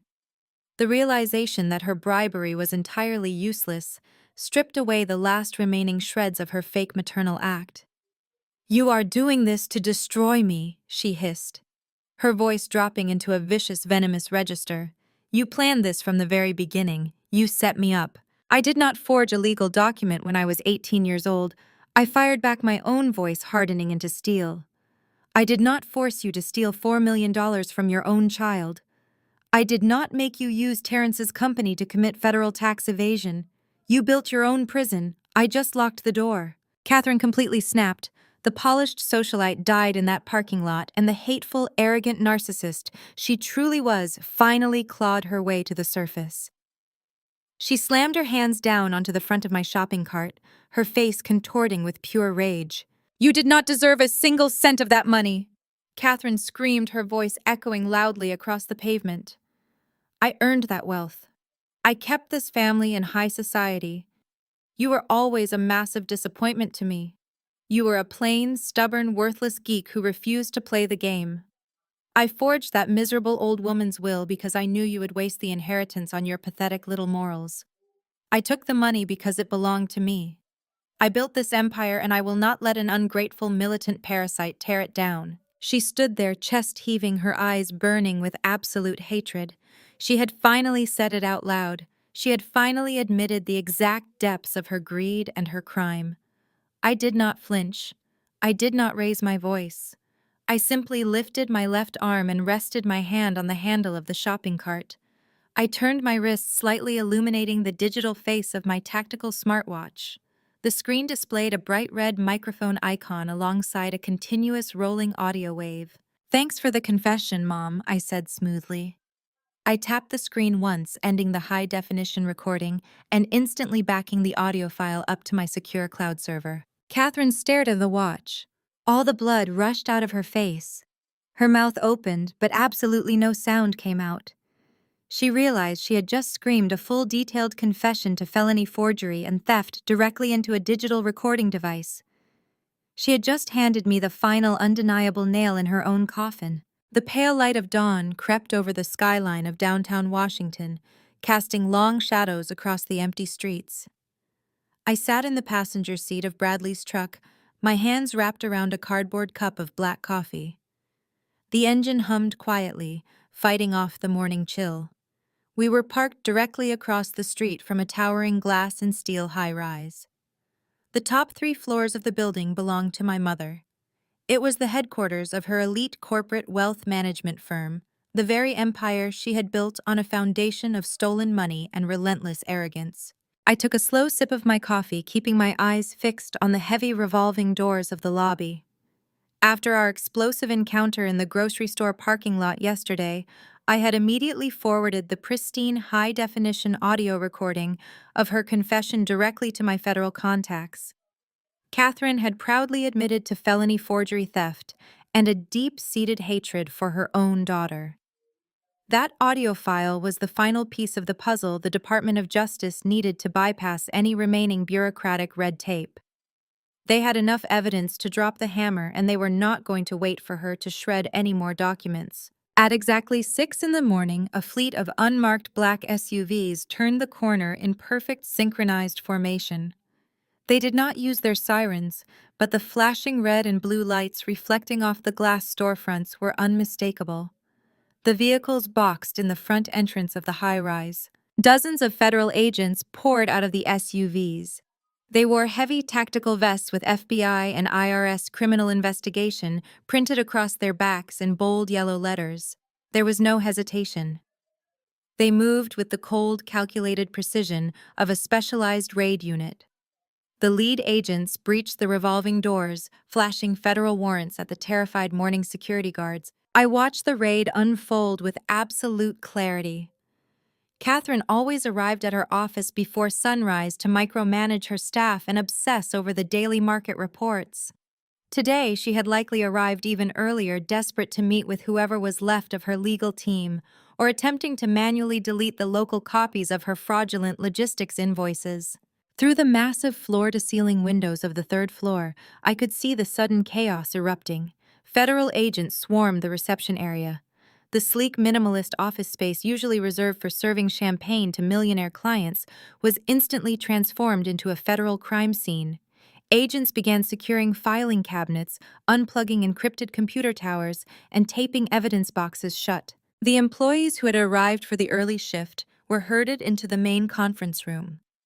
Even from across the street, I could see the sheer shock radiating from their posture.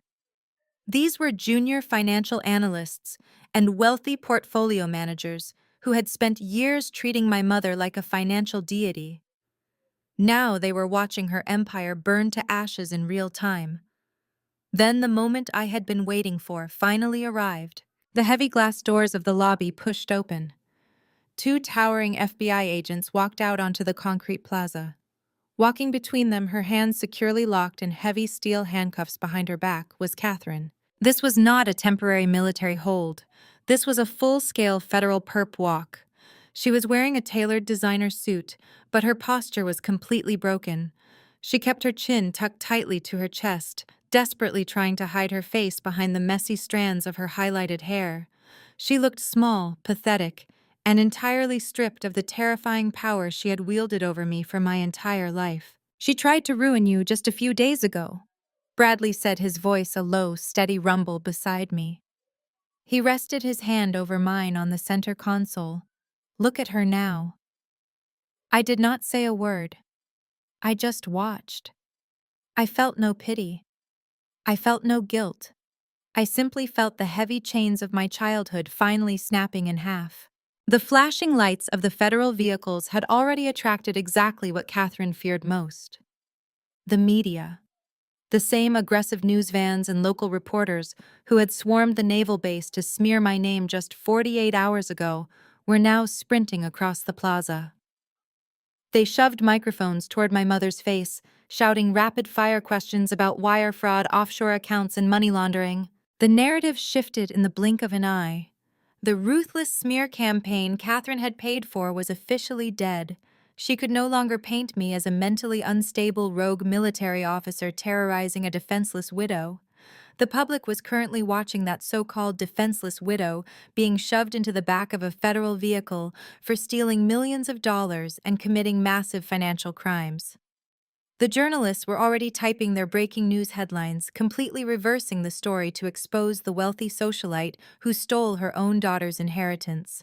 The doors of the black SUV slammed shut, trapping my mother inside. The federal convoy pulled away from the curb, merging into the morning traffic and disappearing down the avenue. That afternoon, Catherine stood before a federal judge for her initial arraignment on the financial charges. Her new public defender, appointed because every single one of her assets remained entirely frozen, stood nervously by her side. He attempted to argue for a standard bail arrangement, claiming Catherine was a respected member of the business community with deep ties to the city. The federal prosecutor did not even let him finish his sentence. He presented the judge with the unencrypted IP logs. Terrence had surrendered, proving Catherine possessed a highly secure offshore bank account in the Cayman Islands containing $2 million in stolen cash.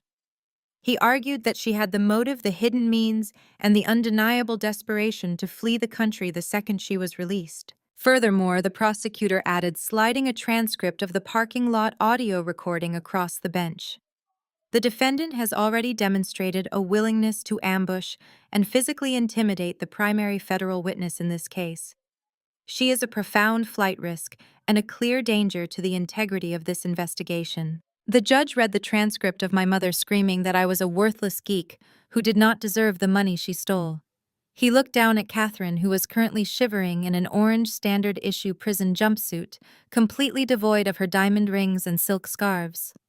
Bail is denied, the judge stated, striking his gavel with a sharp final crack. The defendant will be remanded to federal custody pending trial. Catherine let out a strangled, horrified gasp. She looked around the courtroom wildly searching for a familiar face, a wealthy friend, or a favor she could call in. But the gallery was completely empty. Her society friends had abandoned her the second her name was associated with an IRS raid. Brittany was nowhere to be found, likely hiding in a cheap motel trying to avoid her own impending arrest. Catherine had absolutely no one. She was led out of the courtroom by armed bailiffs, her shoulders shaking with silent sobs.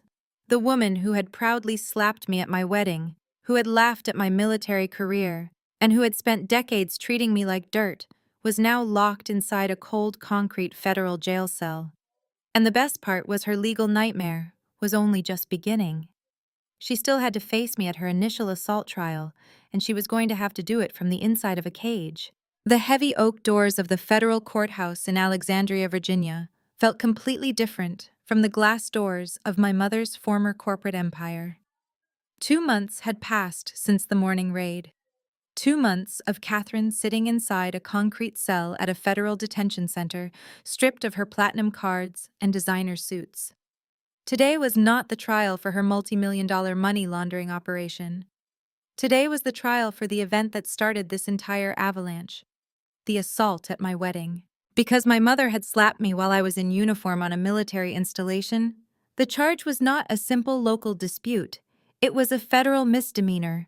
Assaulting a federal officer on a military base meant we bypassed local magistrates entirely and went straight to federal court.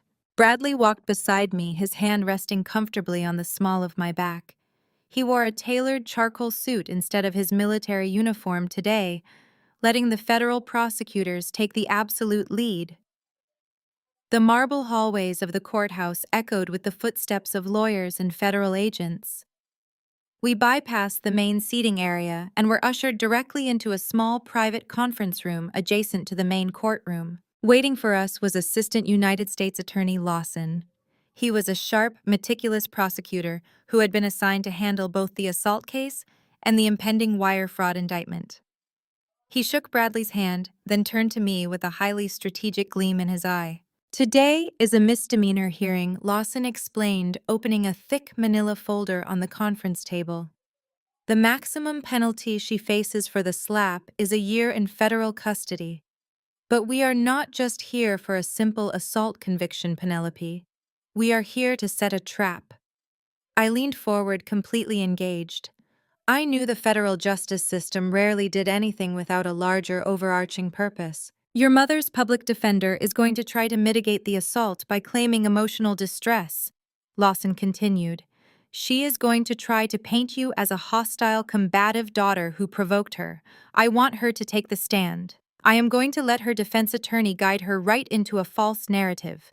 We are going to use this minor assault trial to get her to commit felony perjury under oath on the federal record. Once she lies about her relationship with you and her financial motivations, we will lock her testimony in. It will completely destroy any defense she tries to mount next year for the $4 million wire fraud case. I nodded, thoroughly impressed by the tactical brilliance of the plan. We were going to let Catherine's own massive ego be the weapon that ultimately destroyed her. She simply would not be able to resist the spotlight of the witness stand.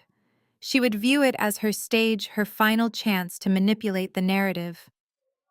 When we finally walked into the sprawling wood-paneled courtroom, the stark reality of my mother's new life was on full display. Catherine sat at the defense table. The woman who had spent decades obsessing over high society appearances was entirely unrecognizable. She wore a baggy, faded orange prison jumpsuit. Her posture, usually rigid with arrogance, was slightly stooped. Without access to her luxury salons, the gray roots of her hair had grown out starkly against the faded blonde highlights. Her face was completely devoid of makeup, revealing the deep, exhausted lines that panic and confinement had carved into her skin. She was not sitting next to a high-powered $500 an hour corporate fixer, because every single one of her assets, properties, and offshore accounts remained entirely frozen by the federal government. She had been assigned an overworked, visibly exhausted public defender. He sat next to her, shuffling through a small stack of basic paperwork, looking like he just wanted to get this misdemeanor hearing over with. I glanced toward the gallery seating behind the defense table. Sitting in the very back row, as far away from the front as possible, was my younger sister. Brittany looked just as devastated as our mother. Terrence had successfully finalized their divorce and completely evicted her from their penthouse. With her bank accounts frozen and her credit completely ruined, she was currently living in a cheap weekly rental motel. She wore a plain, inexpensive sweater, her posture radiating absolute terror. She kept her head down, staring at her hands, terrified that the federal agents sitting near the aisles were going to slap cuffs on her next. She had nothing left to bargain with, and nowhere left to run. The bailiff announced the arrival of the federal judge. Everyone rose. The judge, a stern man with zero tolerance for courtroom theatrics, took his seat and immediately called the court to order. The public defender stood up to deliver his opening statement. It was exactly as Prosecutor Lawson had predicted. The defense attempted to frame the wedding day assault not as an unprovoked attack on a military officer, but as a tragic emotional breakdown of a loving, deeply concerned mother. He claimed Catherine was simply overwhelmed by the stress of wedding planning and the sudden realization that she was losing her daughter. It was a pathetic, fabricated narrative, but Catherine sat at the defense table nodding along, attempting to squeeze a few fake sympathetic tears from her tired eyes. She dabbed at her cheeks with a tissue, playing the role of the heartbroken matriarch to absolute perfection. When the time came for the defense to present their case, the public defender made the exact tactical error we were waiting for. He called Catherine to the witness stand. Catherine stood up, smoothing down the front of her orange jumpsuit as if it were a designer gown. She walked to the witness box, placed her hand on the Bible, and swore to tell the whole truth. She sat down and adjusted the microphone, her eyes darting briefly toward where I sat next to Bradley. For a fraction of a second, the fake tearful facade dropped and I saw the familiar venomous hatred burning in her gaze. She took a deep breath, fully intending to use her time under oath to play the ultimate victim. She was preparing to tell a federal judge that I was a cruel, ungrateful daughter who had terrorized a loving mother. She had absolutely no idea that the prosecutor was sitting at his table, quietly waiting to spring a trap that would ensure she never saw the outside of a prison cell again. The federal courtroom was pin-drop silent as Catherine leaned into the microphone. She looked incredibly small in her oversized orange jumpsuit, a stark contrast to the imposing mahogany wood of the witness stand. Her public defender stood at the podium across the room, offering her a gentle, encouraging nod. He asked her to state her name for the record, and her voice trembled perfectly on cue.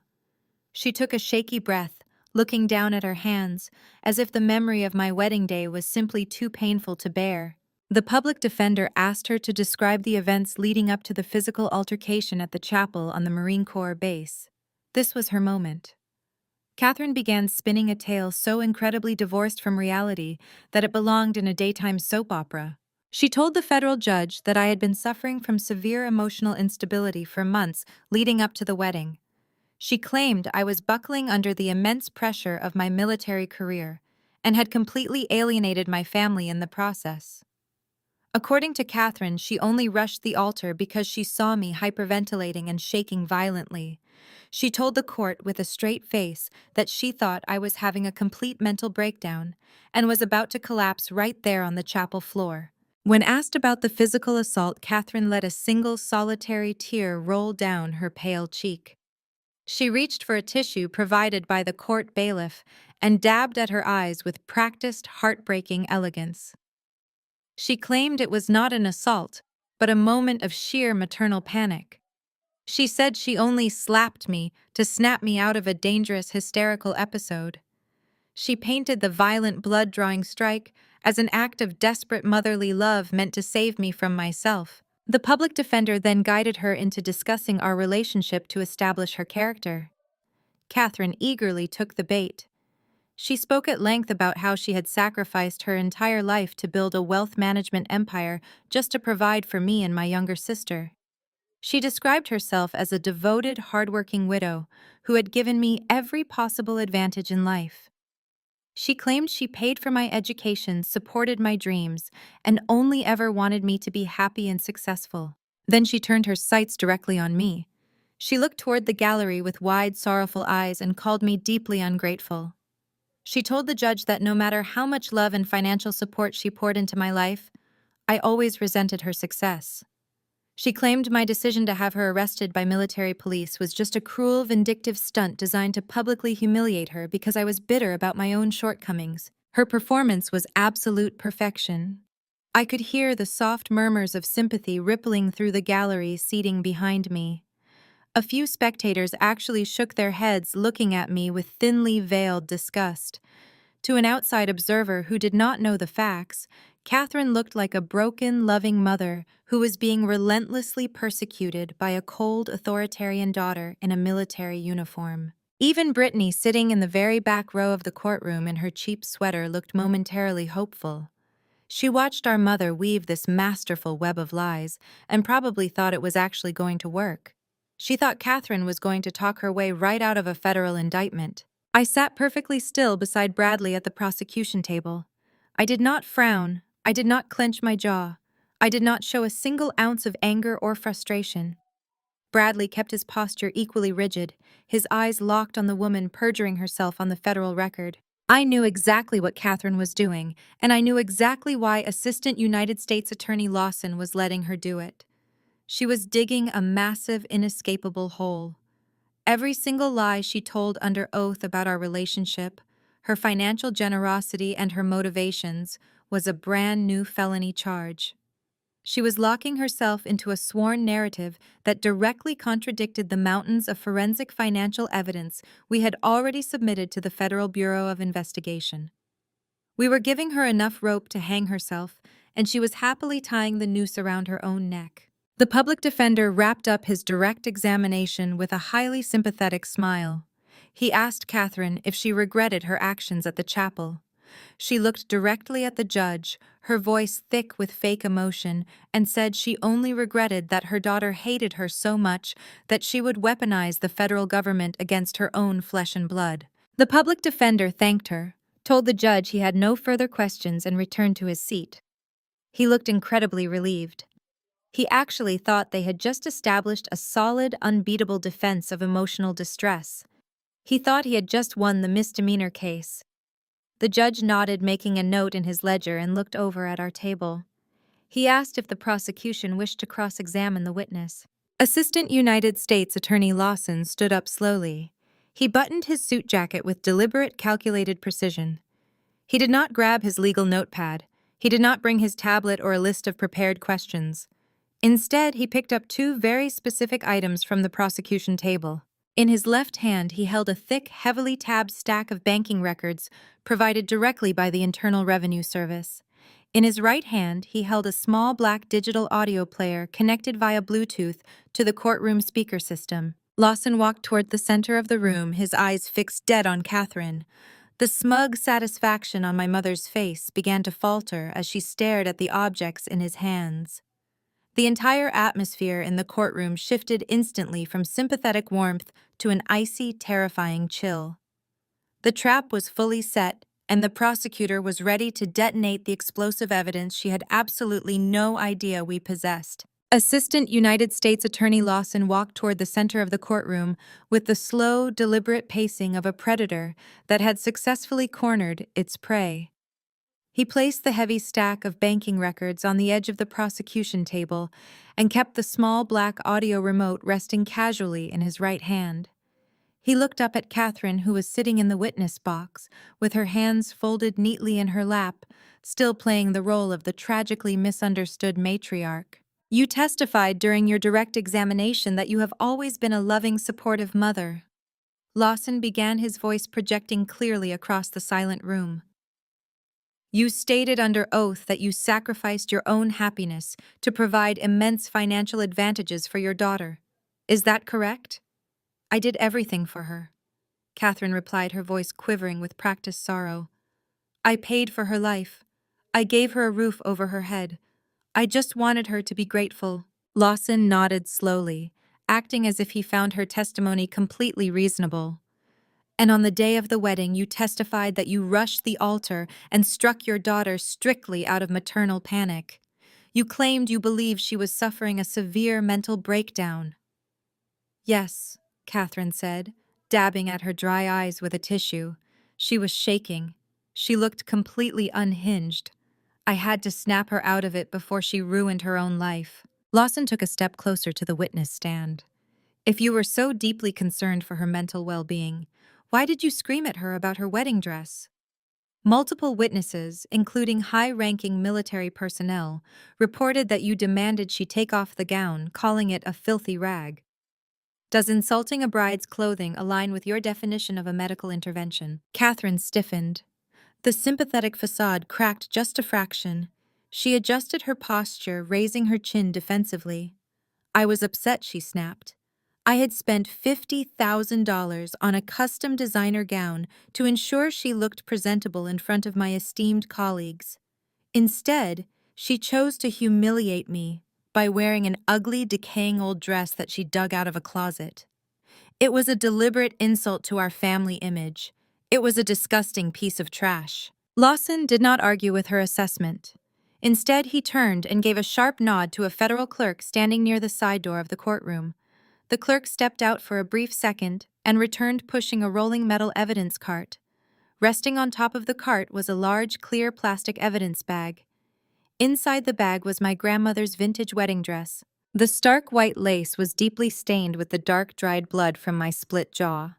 But more prominently displayed was the massive, jagged slice I had carved into the silk bodice with my tactical knife inside the base security room.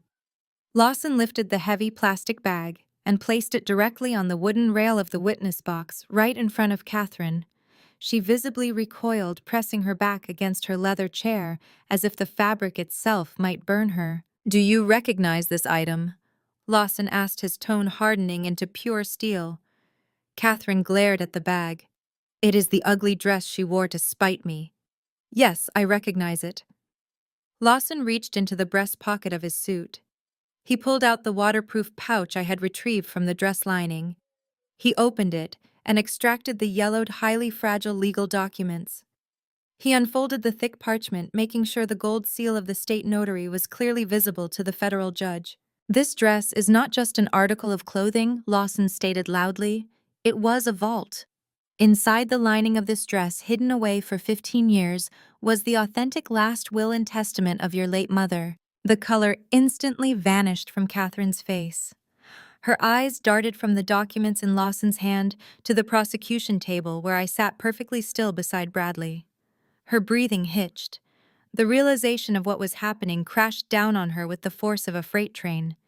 She was not just on trial for a simple misdemeanor assault anymore.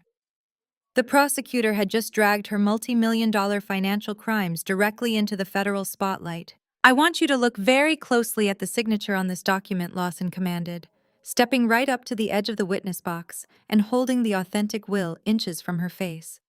Can you verify for this court that this is your mother's legal signature? Catherine began to sweat. Her hands gripped the wooden armrests of her chair so tightly her knuckles turned white. She looked frantically toward her public defender, who was sitting at the defense table with a completely bewildered expression. He had absolutely no idea these documents existed because Catherine had repeatedly lied to him about her financial history. I do not know what that is, Catherine stammered, her voice dropping its theatrical sorrow and pitching into genuine panic. It is a fake.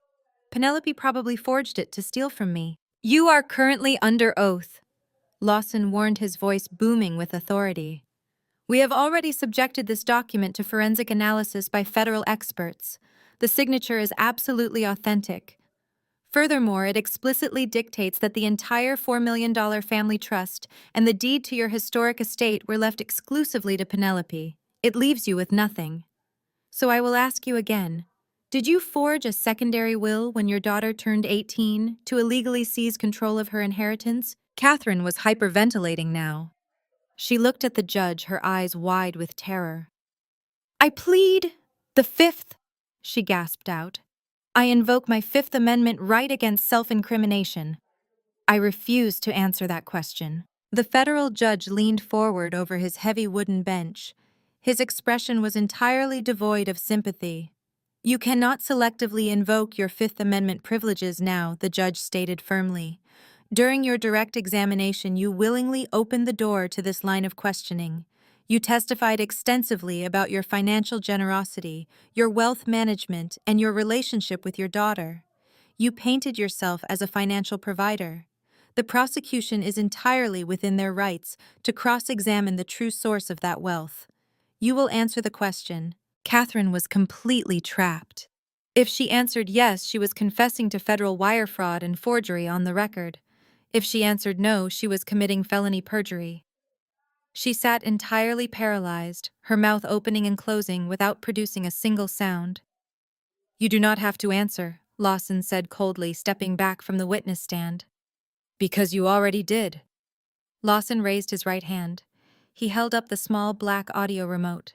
He pressed the play button. The courtroom speakers crackled to life. The crystal-clear, high-definition audio of our confrontation in the grocery store parking lot echoed off the marble walls. My voice played first, asking what I had to do to earn my stolen property back. Then Catherine's voice filled the room. It was not the weeping, sorrowful tone she had used on the stand.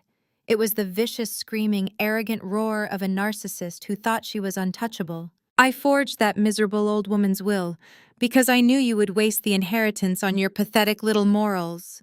Catherine's recorded voice shrieked through the courtroom speakers. I took the money because it belonged to me.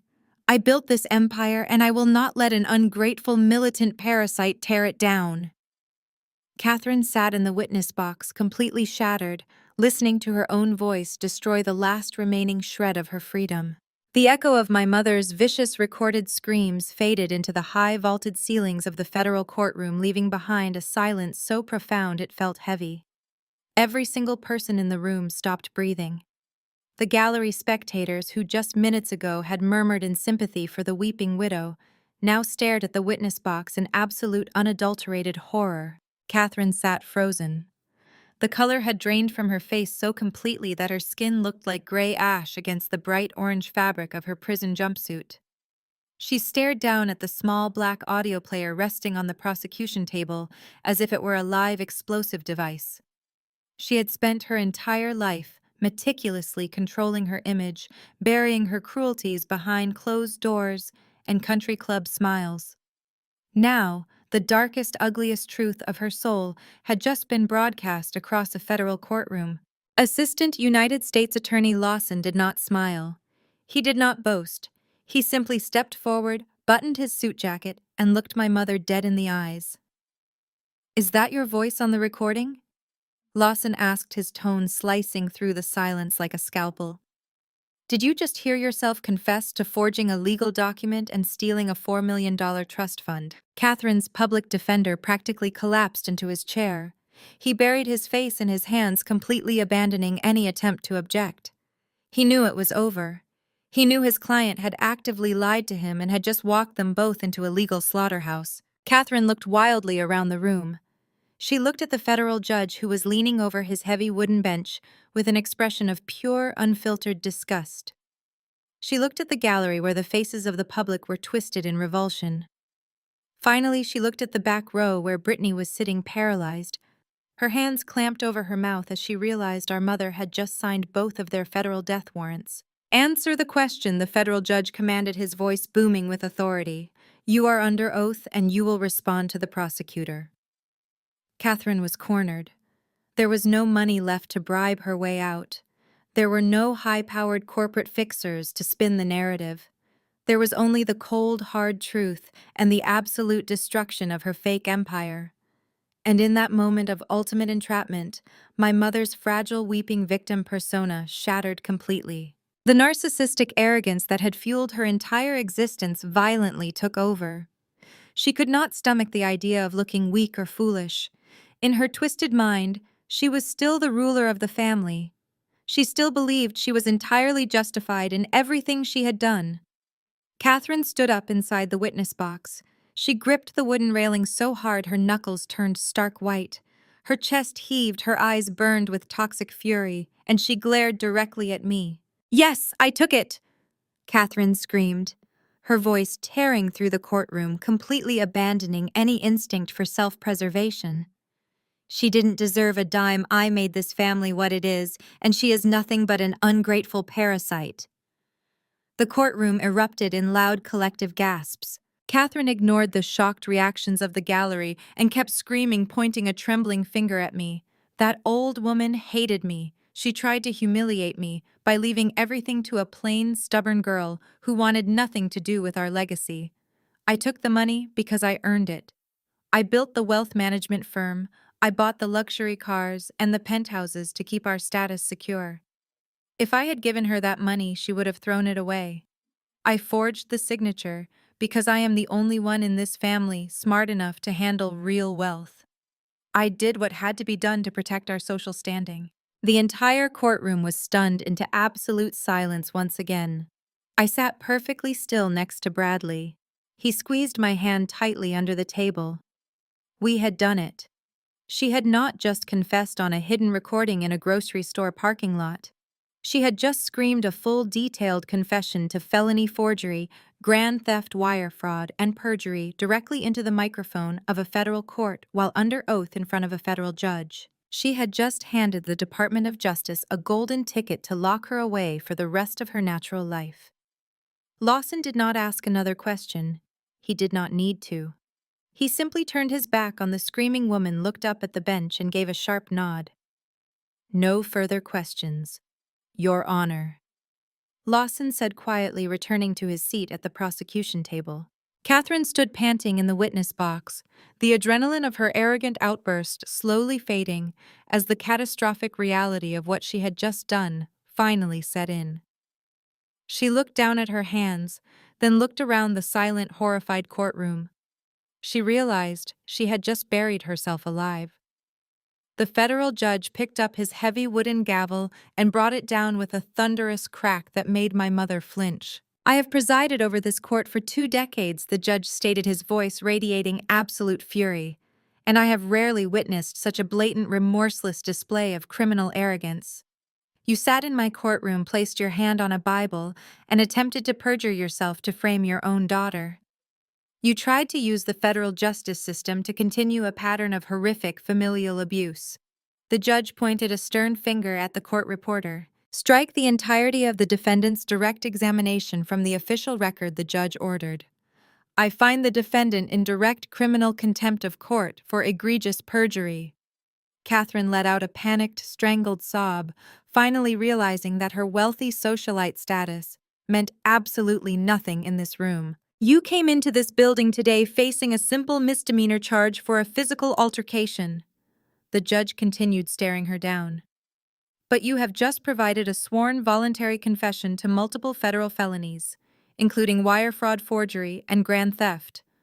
I am directing the federal prosecutor to fast-track those indictments immediately. You will be transferred to a maximum security holding facility. And let me make myself perfectly clear.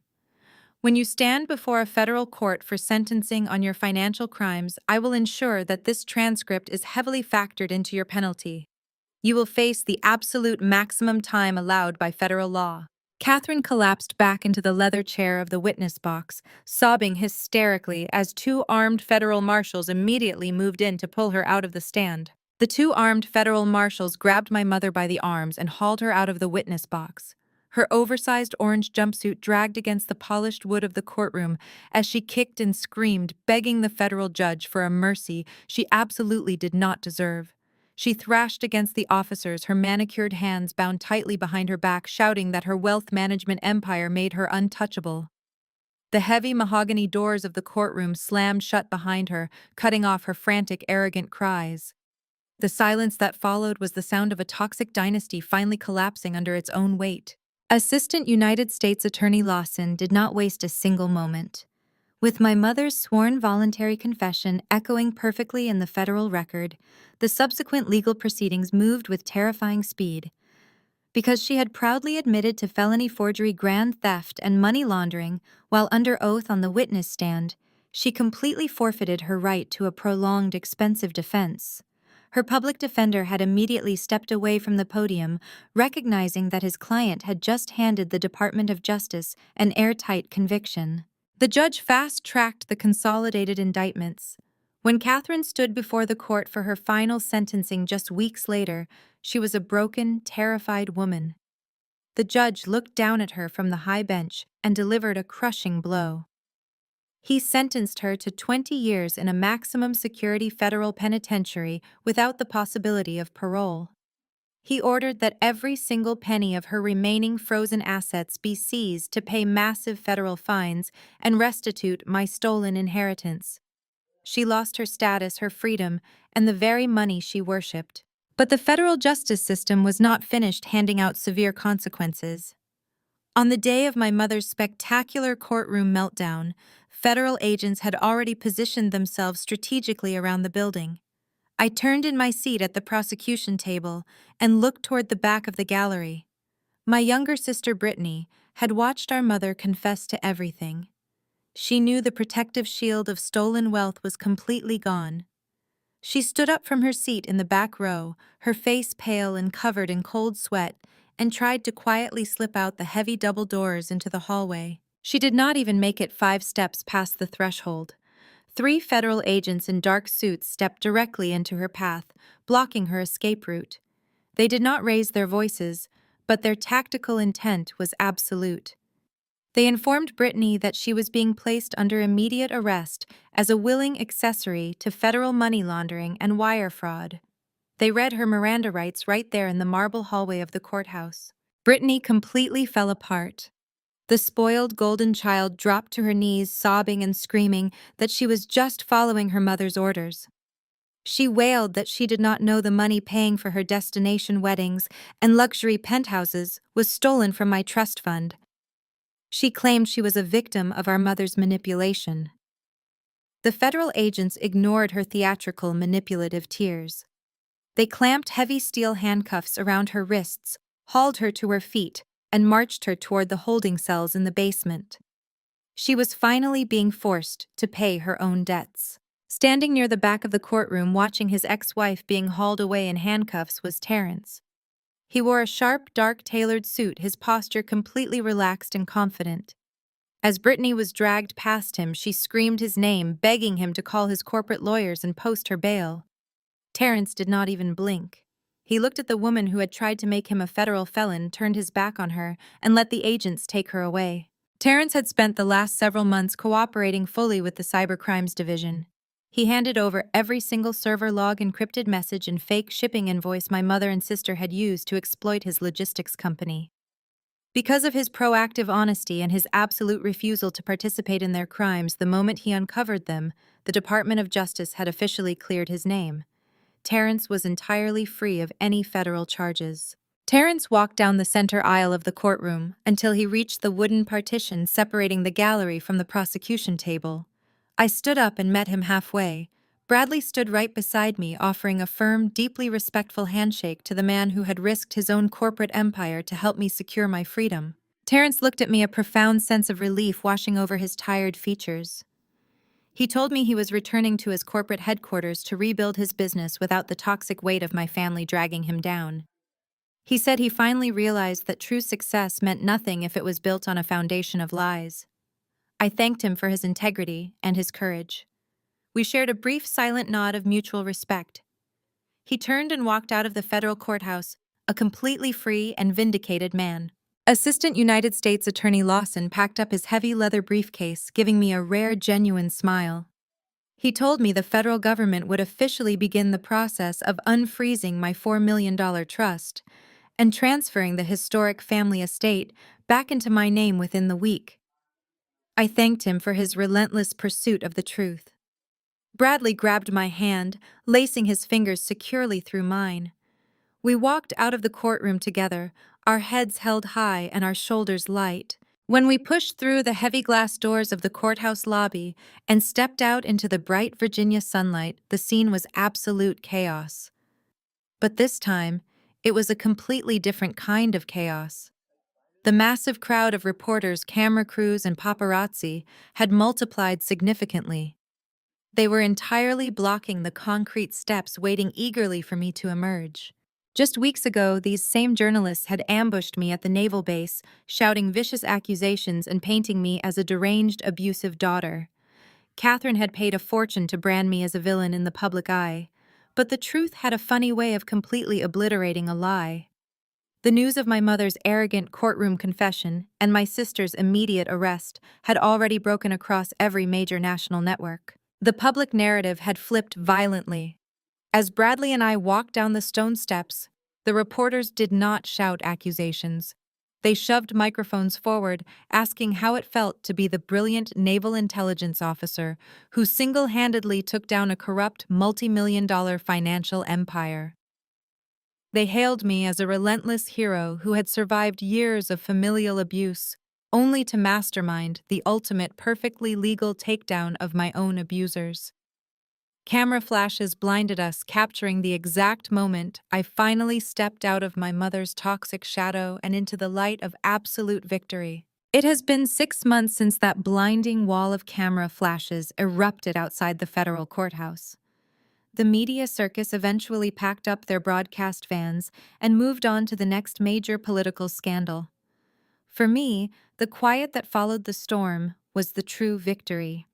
Assistant United States Attorney Lawson kept his word. The federal government officially unfroze the Cayman Island accounts and transferred the full $4 million trust back into my name. The historic family estate, the massive property my mother had weaponized against me for years, was officially re-registered under my sole ownership. The legal battle was completely over. I held the heavy brass keys to the estate in my hand, standing in the grand foyer where my mother used to host her pretentious country club galas. The house was massive and impeccably designed, but every single room felt like a chilling monument to Catherine's toxicity. The walls echoed with decades of gaslighting manipulation and conditional love. I looked at Bradley, who was leaning against the mahogany doorway, with a knowing smile. We both knew we were never going to actually live there. We did not want to raise our future children inside a museum of bad memories. I contacted a premium real estate broker that very afternoon. I listed the historic estate for sale. Because of the incredible location and the undeniable architectural charm, a bidding war erupted almost immediately. We sold the property for a massive profit to a young couple who simply saw a beautiful home, entirely unaware of the dark financial history buried beneath its floorboards. I took the multi-million-dollar check from the real estate sale and combined it with a large portion of the recovered trust fund. I did not buy a luxury yacht or a sprawling penthouse like my sister Brittany had done. I walked into a corporate attorney's office and filed the rigorous paperwork to establish a nonprofit foundation. I named it the Hayes Guardian Initiative. The foundation was specifically designed to provide free high-level legal representation and forensic accounting services to victims of familial financial abuse and identity theft. Terrence, having successfully rebuilt his logistics empire free from my family's toxic grip, even signed on as one of our primary corporate donors. I wanted to build a bulletproof shield for people who were having their credit destroyed and their inheritances stolen by the very relatives who were supposed to protect them. My mother had used wealth as a weapon to destroy people. I was going to use her seized wealth to put people back together. With the foundation successfully launched, I finally felt the heavy, suffocating weight of my mother's shadow lift completely off my chest. I took a weekend leave from the naval base and drove with Bradley to a quiet, beautifully maintained cemetery just outside the city limits. We walked hand in hand over the rolling green hills until we reached a simple, elegant marble headstone. It was my grandmother's grave. Catherine had stopped paying for the groundskeeping years ago, but I had quietly taken over the maintenance bills the exact moment I graduated from college and got my commission. I knelt down on the soft grass and placed a large bouquet of fresh white lilies against the stone. I traced the engraved letters of her name with my fingertips, I told my grandmother everything. I told her about the hidden waterproof pouch, the federal raid, and the foundation we had just built, using the very money she had tried so hard to protect. I thanked her for believing in me when I was just a stubborn teenager who refused to conform to my mother's shallow expectations. She had reached out from beyond the grave to save me, and I had finally fulfilled my promise to her. When we returned to our own modest, peaceful house that evening, Bradley surprised me with a large, heavy package wrapped in brown shipping paper. I tore the paper away and gasped. Inside, a beautiful, custom-built mahogany shadow box was my grandmother's vintage wedding dress. Bradley had hired a master textile conservator to completely restore the delicate 1920s lace. The dark, ugly blood stains from my mother's violent slap had been entirely lifted away. The jagged slit I had cut into the bodice with my tactical knife was meticulously repaired with matching vintage silk. The dress looked absolutely pristine, preserved behind museum-grade glass, like a battle flag that had survived a brutal war. A few weeks later, I was standing in my kitchen sorting through the afternoon mail. Among the standard utility bills and catalog magazines was a plain white envelope stamped with a bold red federal insignia. The return address indicated it was sent directly from a maximum security federal correctional institution in West Virginia. I flipped the envelope over. In the top left corner, written in shaky, desperate handwriting, was my mother's name and her newly assigned federal inmate number. I stared at the envelope. I knew exactly what was inside without having to read a single word. My mother was sitting in a tiny concrete cell, stripped of her designer wardrobe and her wealthy country club friends. She had no access to the outside world, no internet, and no high society galas to attend. She was entirely broke, her assets totally seized by the Department of Justice to pay her massive restitution fines. She was writing to the daughter she had slapped, abused, and attempted to rob, begging for a few $100s just to buy basic soap and instant coffee from the prison commissary. She was expecting my inherent sense of familial duty to override her decades of cruelty. She thought she could manipulate my empathy one last time. I did not feel a shred of guilt. I did not feel a pang of daughterly obligation. I did not even feel the morbid curiosity to read her pathetic, manipulative apologies. I walked over to the heavy-duty paper shredder sitting under my home office desk. I flipped the power switch on, listening to the sharp mechanical whir of the steel blades. I held the unopened envelope over the feeding slot, let it slip from my fingers, and watched the federal prison letter be instantly ground into hundreds of meaningless tiny white strips. The sharp mechanical grind of the paper shredder finally wound down to a halt. The whine of the motor faded into absolute silence inside my home office. I stared at the clear plastic bin beneath my desk. My mother's desperate, manipulative letter from federal prison was now nothing more than a pile of tiny, illegible white ribbons. I unplugged the machine, picked up my travel duffel bag, and walked out the door without looking back. We had a flight to catch. 48 hours later, the heavy combat boots and crisp military uniforms were miles away. I stood barefoot on the incredibly soft, blindingly white sand of a private island in Bora Bora. The crystal-clear turquoise water of the South Pacific lapped gently against my ankles.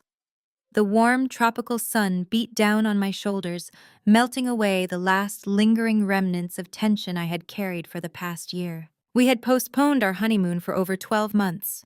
Between the aggressive federal trials, the massive estate sale, recovering the stolen trust fund, and launching the nonprofit foundation, there simply had not been a single second to breathe. Bradley and I had spent the first year of our marriage navigating a legal and emotional war zone. But now the dust had completely settled. The enemies were vanquished. The victory was absolute. Bradley walked up behind me, wrapping his strong, steady arms around my waist. He rested his chin on the top of my head as we looked out at the endless expanse of the ocean. He handed me a glass of iced lemon water.